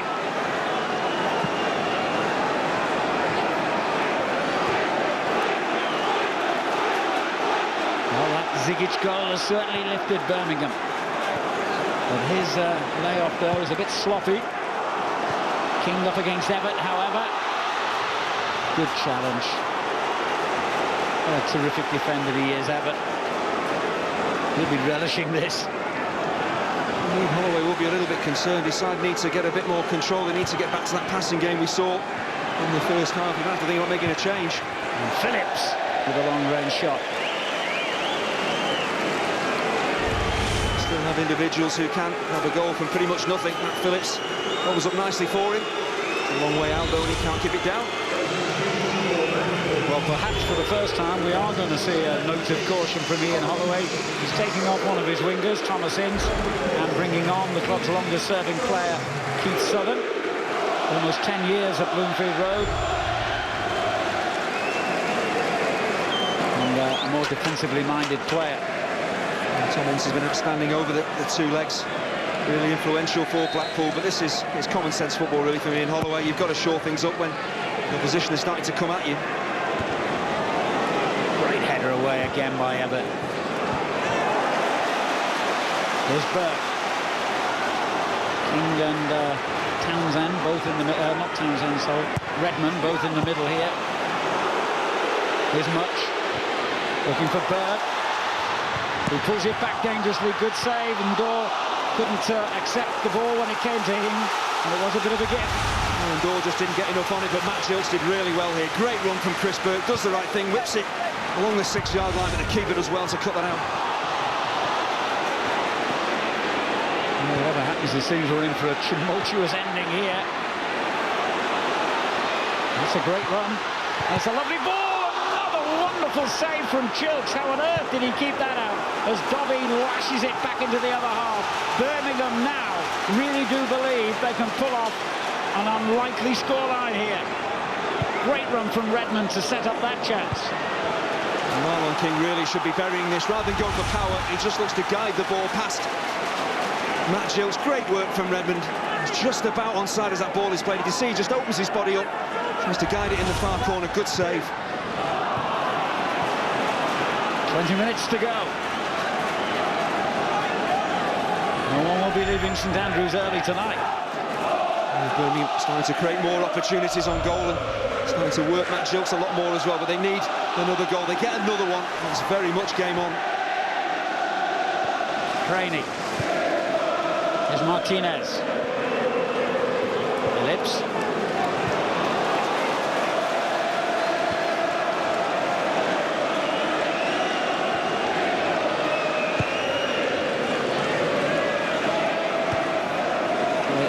From Baptiste. And no offside here. King onside this time. And he got round the challenge well.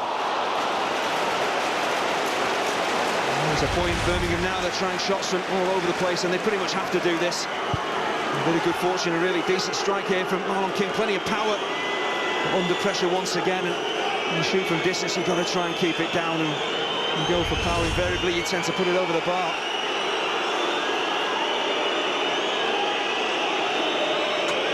A dramatic night here at St Andrews, and it's not over yet.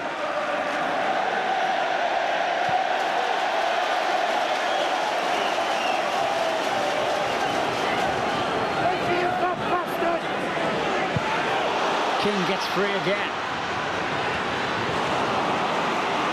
Southern. Everything seems to be falling Birmingham's way at the moment. Redman. Burke free on the right. Claney has to get across quickly. And he does to block the cross, but it's a corner.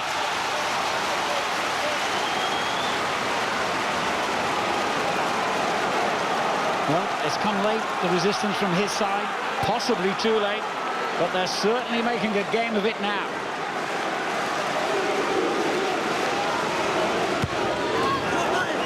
Curtis Davies in the middle there somewhere!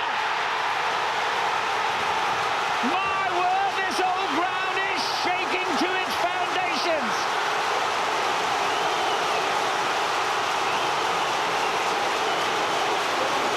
Oh, what a turnaround we've seen in the space of, 10 minutes or so. It's a great ball in, but it's a wonderful leap from Curtis Davies. He deserved a bit of good fortune. It was his own goal in the first leg that sent Blackpool ahead. It's a terrific header. Matt Gilks, he can't get off his line to affect the flight of the ball. Once Curtis Davies gets airborne, he's above everybody. It's a towering header. And Birmingham, well, they're right back in it now.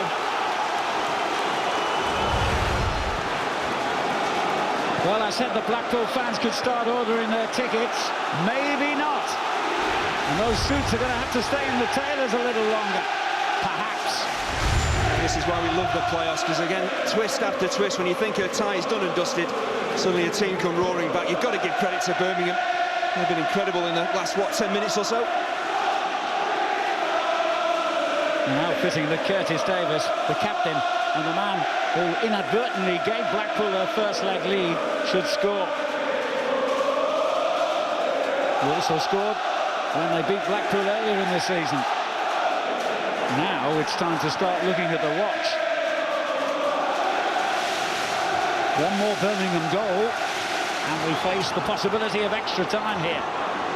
And certainly they are absolutely in the driving seat at this moment.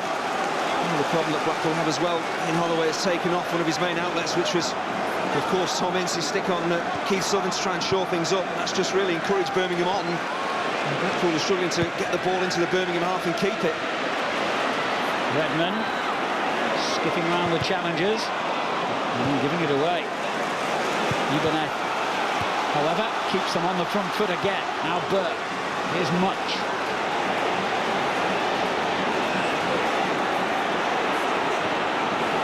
Davis.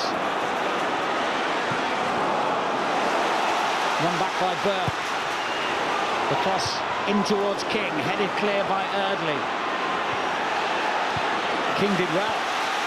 Ndor looking for Zigic, but I know he's big, but he's not that tall. Well, it's Nikola Zigic's goal which gave Birmingham the lifeline, the belief that they could get back in the game. It's a really tight call as to whether he's offside or not. As the ball is played by Burke, it's maybe just that back foot of Alex Baptiste that plays Zigic onside. There's no real complaints from the Blackpool players either towards the referee's assistant or Chris Foy. It was a comfortable finish in the end, and it got Birmingham believing again, got them back in the tie, and they've continued to build, and they are right back in this game. And with a quarter of an hour to go, just a timely moment to remind you that the away goals rule does not count in the playoffs. So that aggregate score is exactly how we stand. Now Blackpool are bringing on an attacking player, ironically. Noah Dicko, who was a substitute in the last 15 minutes of the first leg, will replace Stephen Dobbie, whose goal just before half-time tilted the tie in Blackpool's favour. Dicko's on loan from Wigan and has scored 2 goals in his last 3 appearances. Ferguson, just the man you'd want on the ball now, isn't he? Southern, Phillips. He did brilliantly to keep possession then. Taylor Fletcher. He's desperate just to in the corner, but it's a goal kick.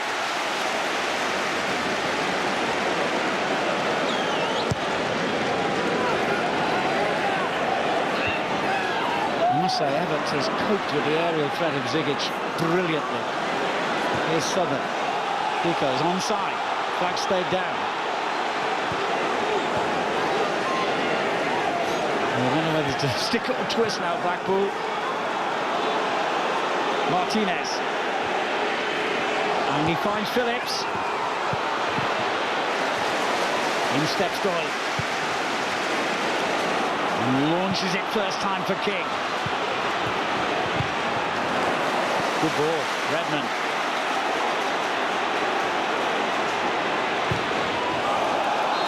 Well, it came off the defender earlier. It's a corner, and they scored from their last corner.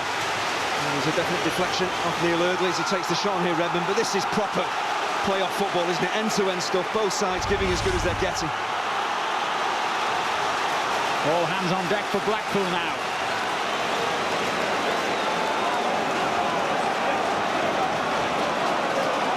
Ebeneff and King on the near post. Davis makes his run from afar again.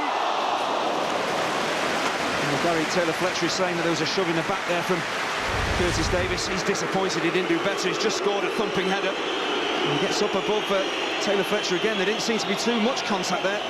Striker looking to block off Davis as he jumps, and there's a foul there. Just couldn't keep the header down. Still complaints about the amount of time Jukes is taking with these kicks, but I'm sure Chris Foy, a very experienced referee, will add on if he thinks Jukes is taking the wicket.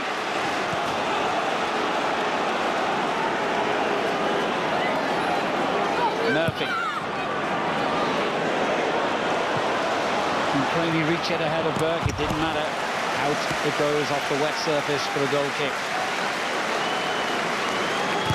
Well, I'm sure whatever happens here, eventually he will be proud of the way his players have made a game of this in the second half, which started disastrously for Birmingham. And when you think of the huge changes that have taken place in the last 12 months at this club, with the financial problems and the players who left, what a tribute to Chris Hughton's management skills that he's even got them into this position.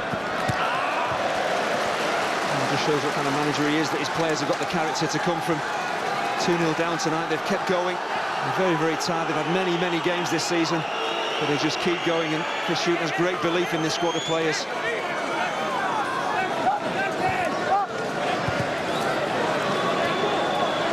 Craney.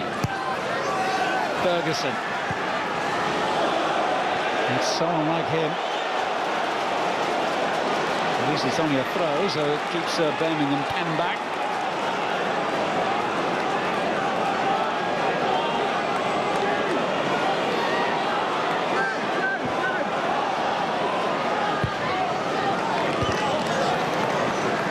Pico. Much takes it off him. Murphy. Redmond. He's looked really lively since he came on. And with Burke flying down the opposite flank, they've got real problems for Blackpool in those wide positions. Much. King. Redmond tries to get it back to him. Cleared by Craney. They need some relief here, Blackpool. They need somebody to get a hold of the ball. Ian Holloway sent on Dicko to do just that alongside Taylor-Fletcher, just relieve some of that pressure, but every time it goes forward, then we can pick the ball up and come straight back at them. 10 minutes to go. A long 10 minutes if you're a Blackpool fan.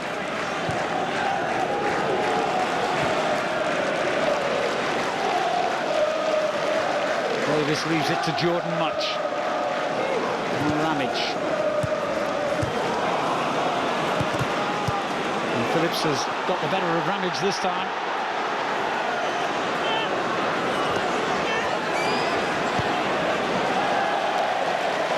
And Blackpool get the verdict. And Phillips gets a knock above the ankle.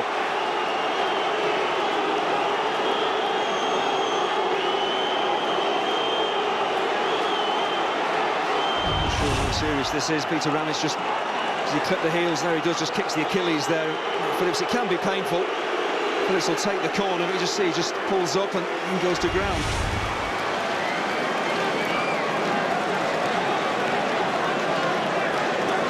A breather for those Blackpool defenders. Their team have a corner at the other end. And the referee's seeing the usual pushing and shoving going on. Taylor Fletcher sandwiched between that group of Birmingham players.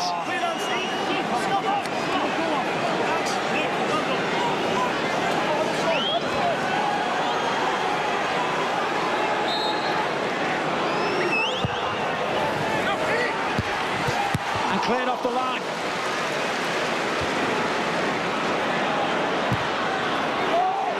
King then lashes it forward, and he had more time than perhaps he realised.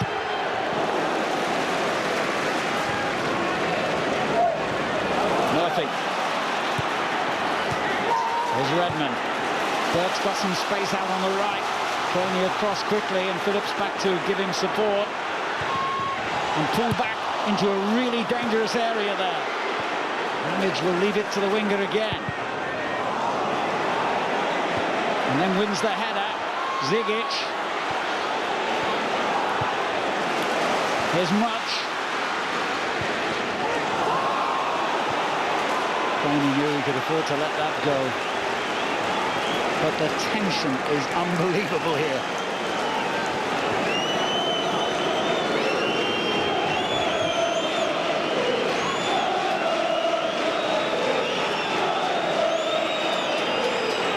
Two on the night. 3-2 on aggregate to Blackpool, but still in the balance. How many times in the playoffs do you see fans' faces like that? So nervy. And 6 or 7 minutes left to play, and I'm sure there's still a bit of action left yet. There's plenty in this, I'm sure. Taylor Fletcher. Early. There's Martinez.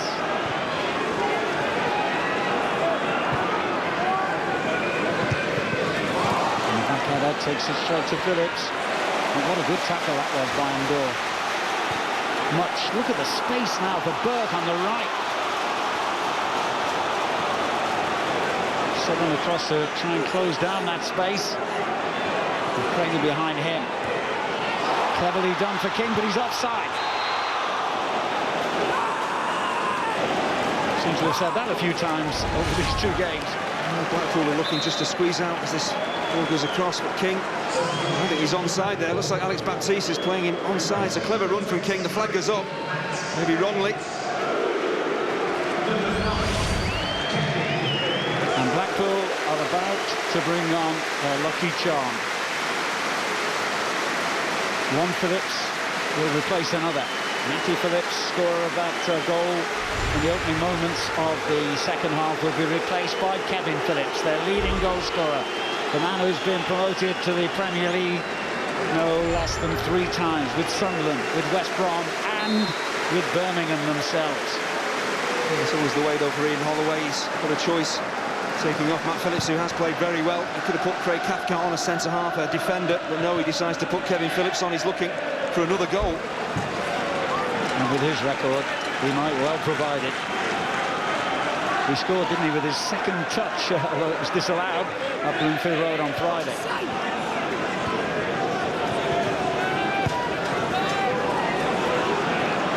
Southern gets it back from Martinez.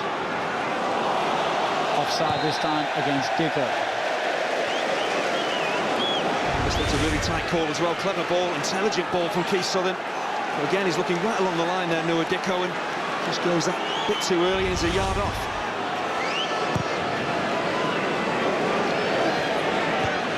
Zigic wins the header this time. Eardley will have to clear that under pressure from Marlon King.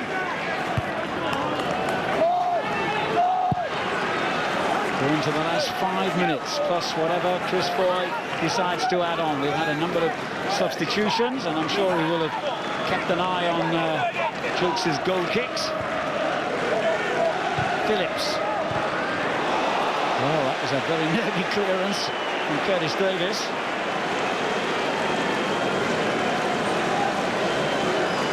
Will Birmingham's brave fight back come to nothing? Blackpool hold on? That's the question now. They look to be cruising with a 3-goal aggregate lead at one stage. It's down to 1.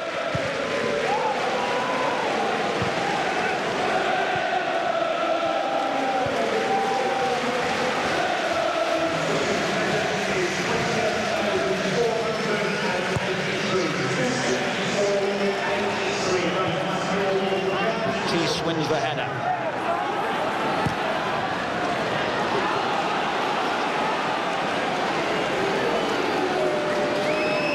Well, whatever the final outcome, Andy, you've got to say this has been a terrific game of football. Well, we knew it was going to be a tight tie. Both games they've been tactical. We see some great football from both sides. There's been drama as well. It's everything you would expect from these two teams and the playoffs. Good goal. Not giving up on that, but it's another goal kick, another opportunity for Chris Hughton's team to get into the Blackpool half. 2.5 minutes and counting. King. Burke on the right. Can he reach it in time? No. It looks like Chris Hughton might have actually sent up Curtis Davis to play as an auxiliary centre forward. It's that time in the game when you have to take a few risks. Blackpool are playing 2 up front, but that doesn't matter. You need to get the next goal. So sending maybe Davis up there to again add some of his aerial ability to the attacks.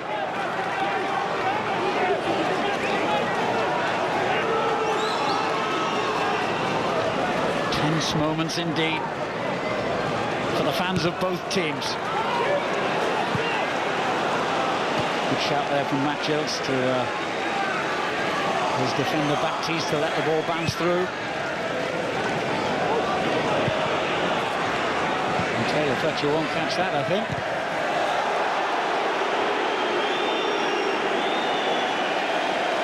There's no surprise here. Chris Foley's going to book Gary Taylor Fletcher. He's never going to keep this ball in. He just thumps it into the stands, and the referee is absolutely right.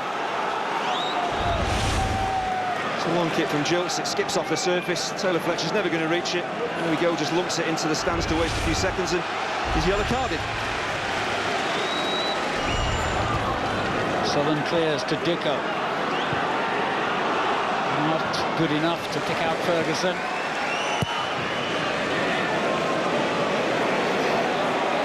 Zivic gets the header through to King.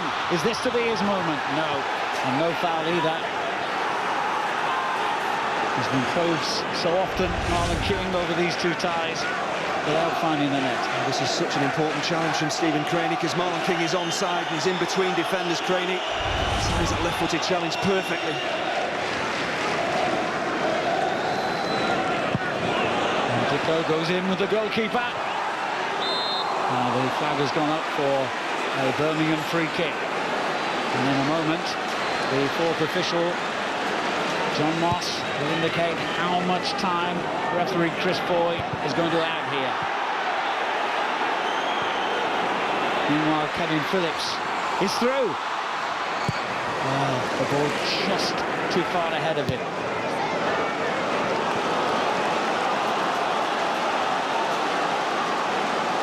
He's the main man in the spotlight now. 5 minutes.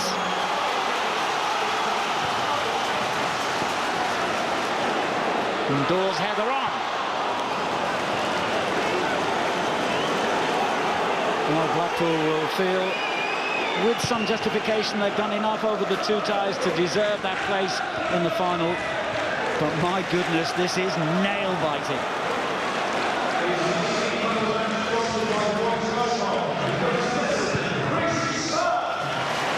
Another huge clearance and another offside flag. It's so important though for Blackpool, if they are to see this through, that the back 4 stays as a real unit. And we've seen Neil Eardley just step up at times and getting a little bit caught 3 against 2, and that's not what you want when you're playing added time at the end of the game. Well, I suppose hardened Blackpool fans will tell you, this is Blackpool, this is what we do.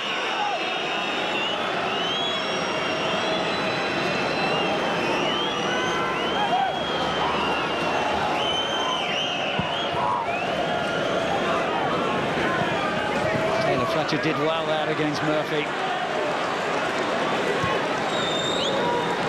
Ferguson, Phillips, It's all about keeping the ball now and keeping it in the Birmingham half.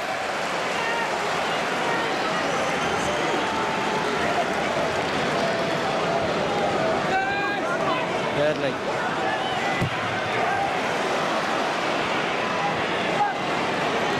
Oof, that was a late challenge by Redmond. Don't think there was any malice in it, but he certainly went in too hard, and Zigic has had a little row there with his former teammate Ferguson. Isn't what you want to see at the end of such an enthralling game, but he's just tempted here, Redmond, to make the challenge, and catches Ferguson, he goes flying in. I have no idea why Zigic was complaining, because it was clearly a foul, for which he has been cautioned.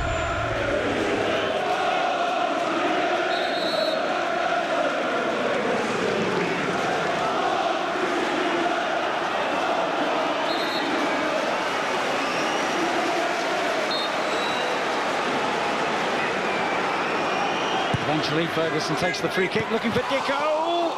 What a chance to be the hero there and clinch things for Blackpool.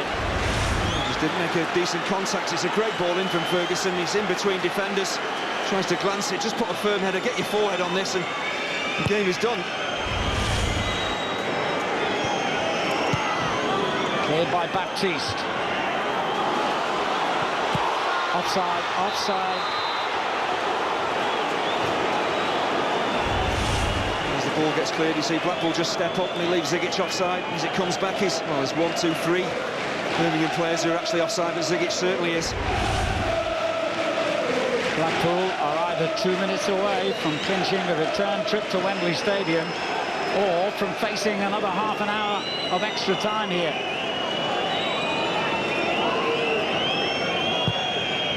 You need to use the ball intelligently now.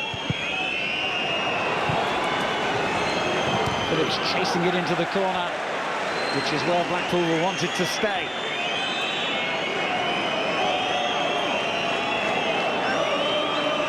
Early strolls up to take the throw.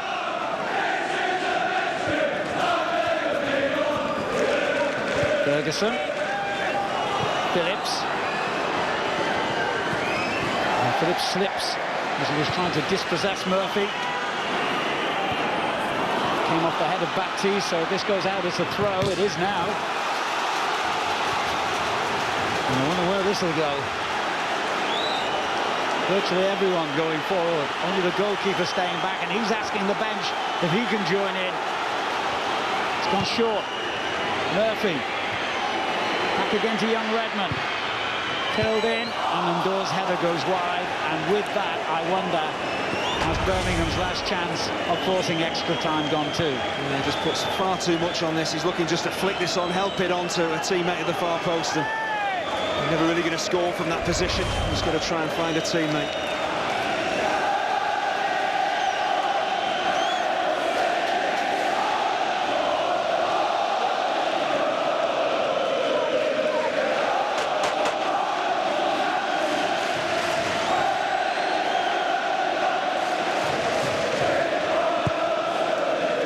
Jukes delivers, perhaps for the final time. Ibanez clears. Ndor's there, but there's the final whistle. There'll be a golden smile on the Golden Mile tonight. It's Blackpool who'll play West Ham at Wembley on the 19th of May in what they call the richest game in club football. £90 million and a place in next season's Premier League. The massive prize at stake. It'll be Blackpool's second playoff final in 2 years. Their 6th in all. They're all hands at this end-of-season lottery. But my word, Birmingham in the second half pushed them all the way tonight. Disappointment for Chris Hughton, but pride, I'm sure, in his team's marvellous fight back here. Blackpool's season is extended by a few more days, but Birmingham's campaign now is over. It's another year in the Championship for them, and sadly, an uncertain financial future too. Patrick Davidson has some of Blackpool's heroes down there with him now at pitchside. Matt, Stephen, very much congratulations. It looks comfortable in the end. How hard have you had to fight for your place at Wembley? It was a difficult test over both legs. We both had chances. I feel we had the better chances in the first leg, but we didn't manage to put it to bed. So coming here, it was always going to be a hard test, but we dug in and we showed what team spirit we got. When your goal went in, truthfully, did you think it would be that tough? No, I mean, they put us under pressure right from then. They went and got a goal, and then the equaliser, and then we dug deep and got the result. Stephen, what were those last 10 minutes like for you on the bench? I think I saw you having a little pray. Yeah, nerve-wracking, you know. The boys, since I've been here, they've put so much work in to get in here. And it's just a fantastic feeling at the end that we're going to Wembley again. What is it about you in these playoff games? You always seem to score big goals and you always seem to win. Yeah, it's not much to do with me. I say coming here, a group of boys, absolutely fantastic. I'm just here to help them achieve their dream. Something special about this football club, isn't there? Yeah, that's why I came back. The manager, I knew most of the players and exciting talent. I didn't say Matt here. The future's bright. Matt, how much do you now relish the prospect of West Ham at Wembley? Yeah, we feel we got a point to prove now.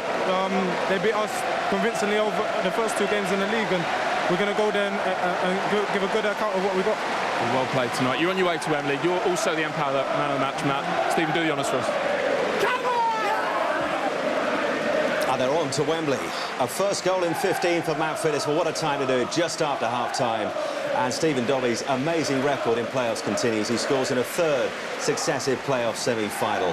Charlie Adams, Sam Allardyce alongside me. Charlie, for the players, you were there 2 years ago. What are we going through their minds right now? Well, you know, they've given themselves an opportunity to get back to the Premier League. You know, obviously when I was there, it was the dream to play in the Premier League, and they've got an opportunity now to go back to Wembley against Sam's team. It's going to be tough because West Ham are in good form and are a good side, so it'll be a nice match to watch. Sam, we'll talk about the final in a short while, but just putting into perspective what Ian Holloway's done this season, and Chris Hughton as well, but Ian Holloway, the man of the moment right now, how good a job has he done in putting this club back round from the hangover of going down?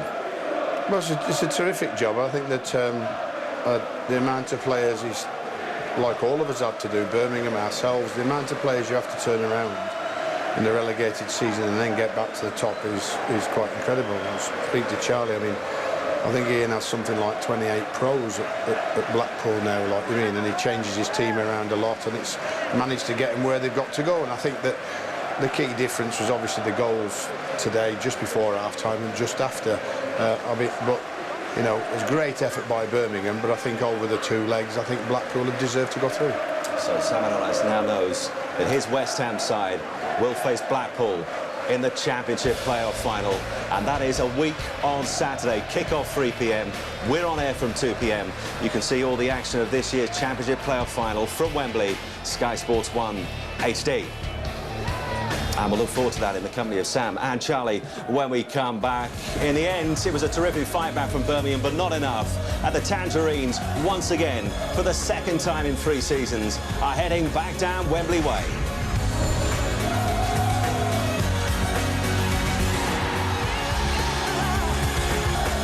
Not a big tension at St Andrews. Blackpool arriving with a 1-goal lead, and just before half-time, Stephen Dobbie put them 1-0 up, 2-0 on aggregate. Just after half-time, into the goals came Matt Phillips. But could Birmingham City come back? The answer was an emphatic yes. Nicholas Zigic making it 2-1 on the night. And then Curtis Davis, an own goal in the first leg, a headed goal tonight. But in the end, Blackpool held on, and they're heading to Wembley once again. It's joy all round for the Tangerines once again. Charlie Adams, Sam Allardyce alongside me. How do they keep on doing it in the playoffs? Character, simple as that. Character, a good manager and good spirit. And, you know, it's just showing that, so if you keep working hard and you have a bit of luck, you know, it pays off, and it's paid off for them tonight with, I think, 2 scruffy goals, but they'll take that. And, you know, the trip to Wembley is now on the 19th of May, and they've got to look forward to it, but it's going to be a tough ask for them to get against West Ham. And Sam, it's a game now against one of your former clubs, against a side you beat comprehensively twice this season. A final that suits you? Well, I'm not sure about that. I'm not so sure. But if you could have picked over these 2 before, would you have gone back? I'm not so sure what we did in the league against both of them will make a difference. It's a different scenario. It's a different type of pressure. In many ways, you could say, you know, Blackpool have got a little bit of the edge because Ollie's been there a year or so ago, just over a year ago. A lot of the players have been there. and they won.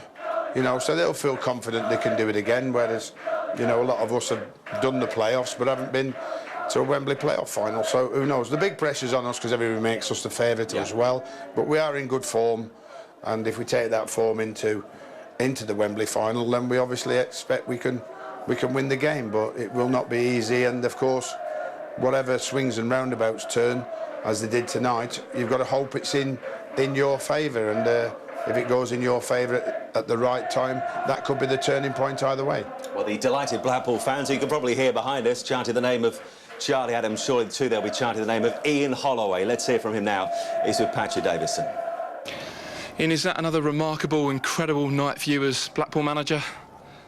Words are going to fail me. I'm so proud. Obviously, you know, we got ourselves in a brilliant situation, and this crowd and their team, and you know what fantastic fight back that was. I just had to ask someone what the blooming score was, because you know, if they'd have got that equalising goal then, if they'd have made it 3-2 on the night, I couldn't see us coming back. But you know, as I say, it's over, we've done it, and you know, we're going to Wembley again. It's just magnificent. 2-0 up on the night, 3-0 up on aggregate. How comfortable did you feel? That's a bit of a joke question. I didn't feel.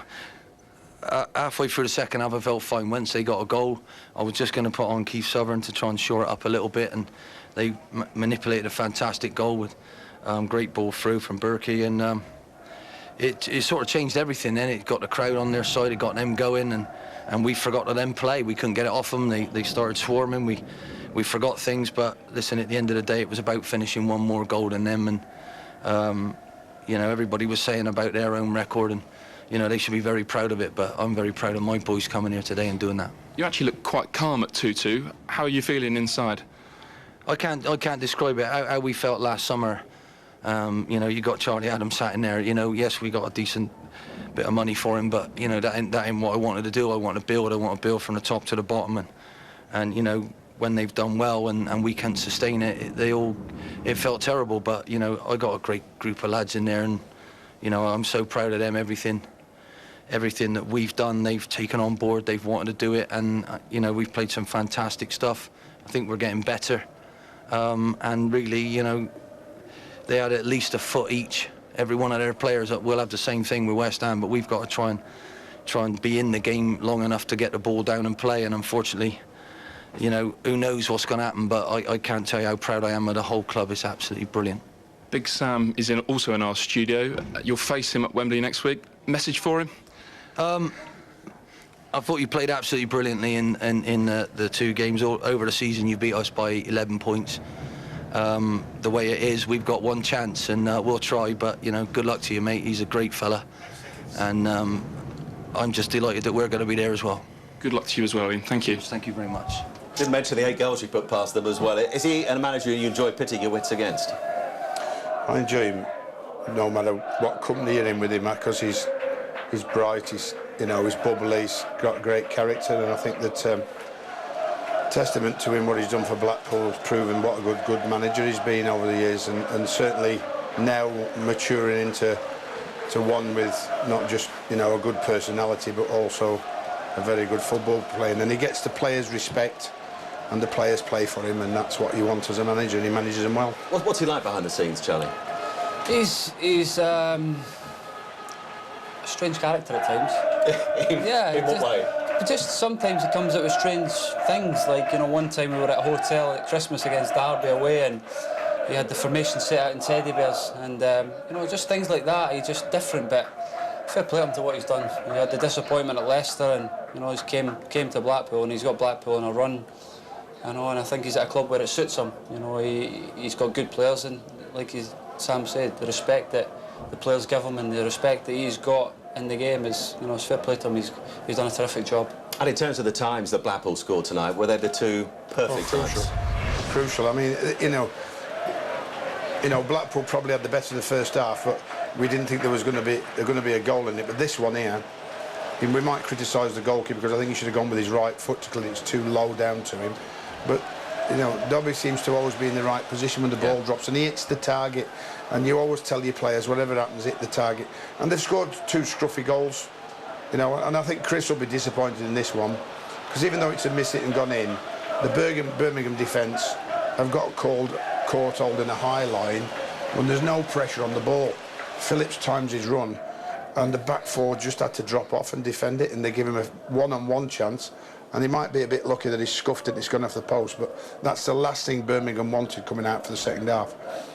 To be fair to them, it was an unbelievably spirited comeback to get the 2 goals, but it was just too late. And you know, when Chris looks back at it, that goal just before half-time and just after half-time, he's gonna feel sick. Charlie, what's your take on the offside here for Nikola Zigic? I think it's tight. It's a hard one to call with a linesman, but I think, you know, there's no pressure on the ball. The centre half and the left back, Rainey go and squeeze, and Baptiste and Erdler sat off. You know, so I think Baptiste back foot here. Yeah, I think it's tight. It's tight for the linesman to give. It's a finger, isn't it? Yeah, it's difficult for a decision, but at the end of the day, I don't think Blackpool players or fans or staff will be worrying about that now. It's done. And with the Blackpool nerves jangling? Yeah, definitely. When Curtis Davies scores here, you know, there's not even any. He runs for the edge of the box and scores. You know, I think it's bad defending.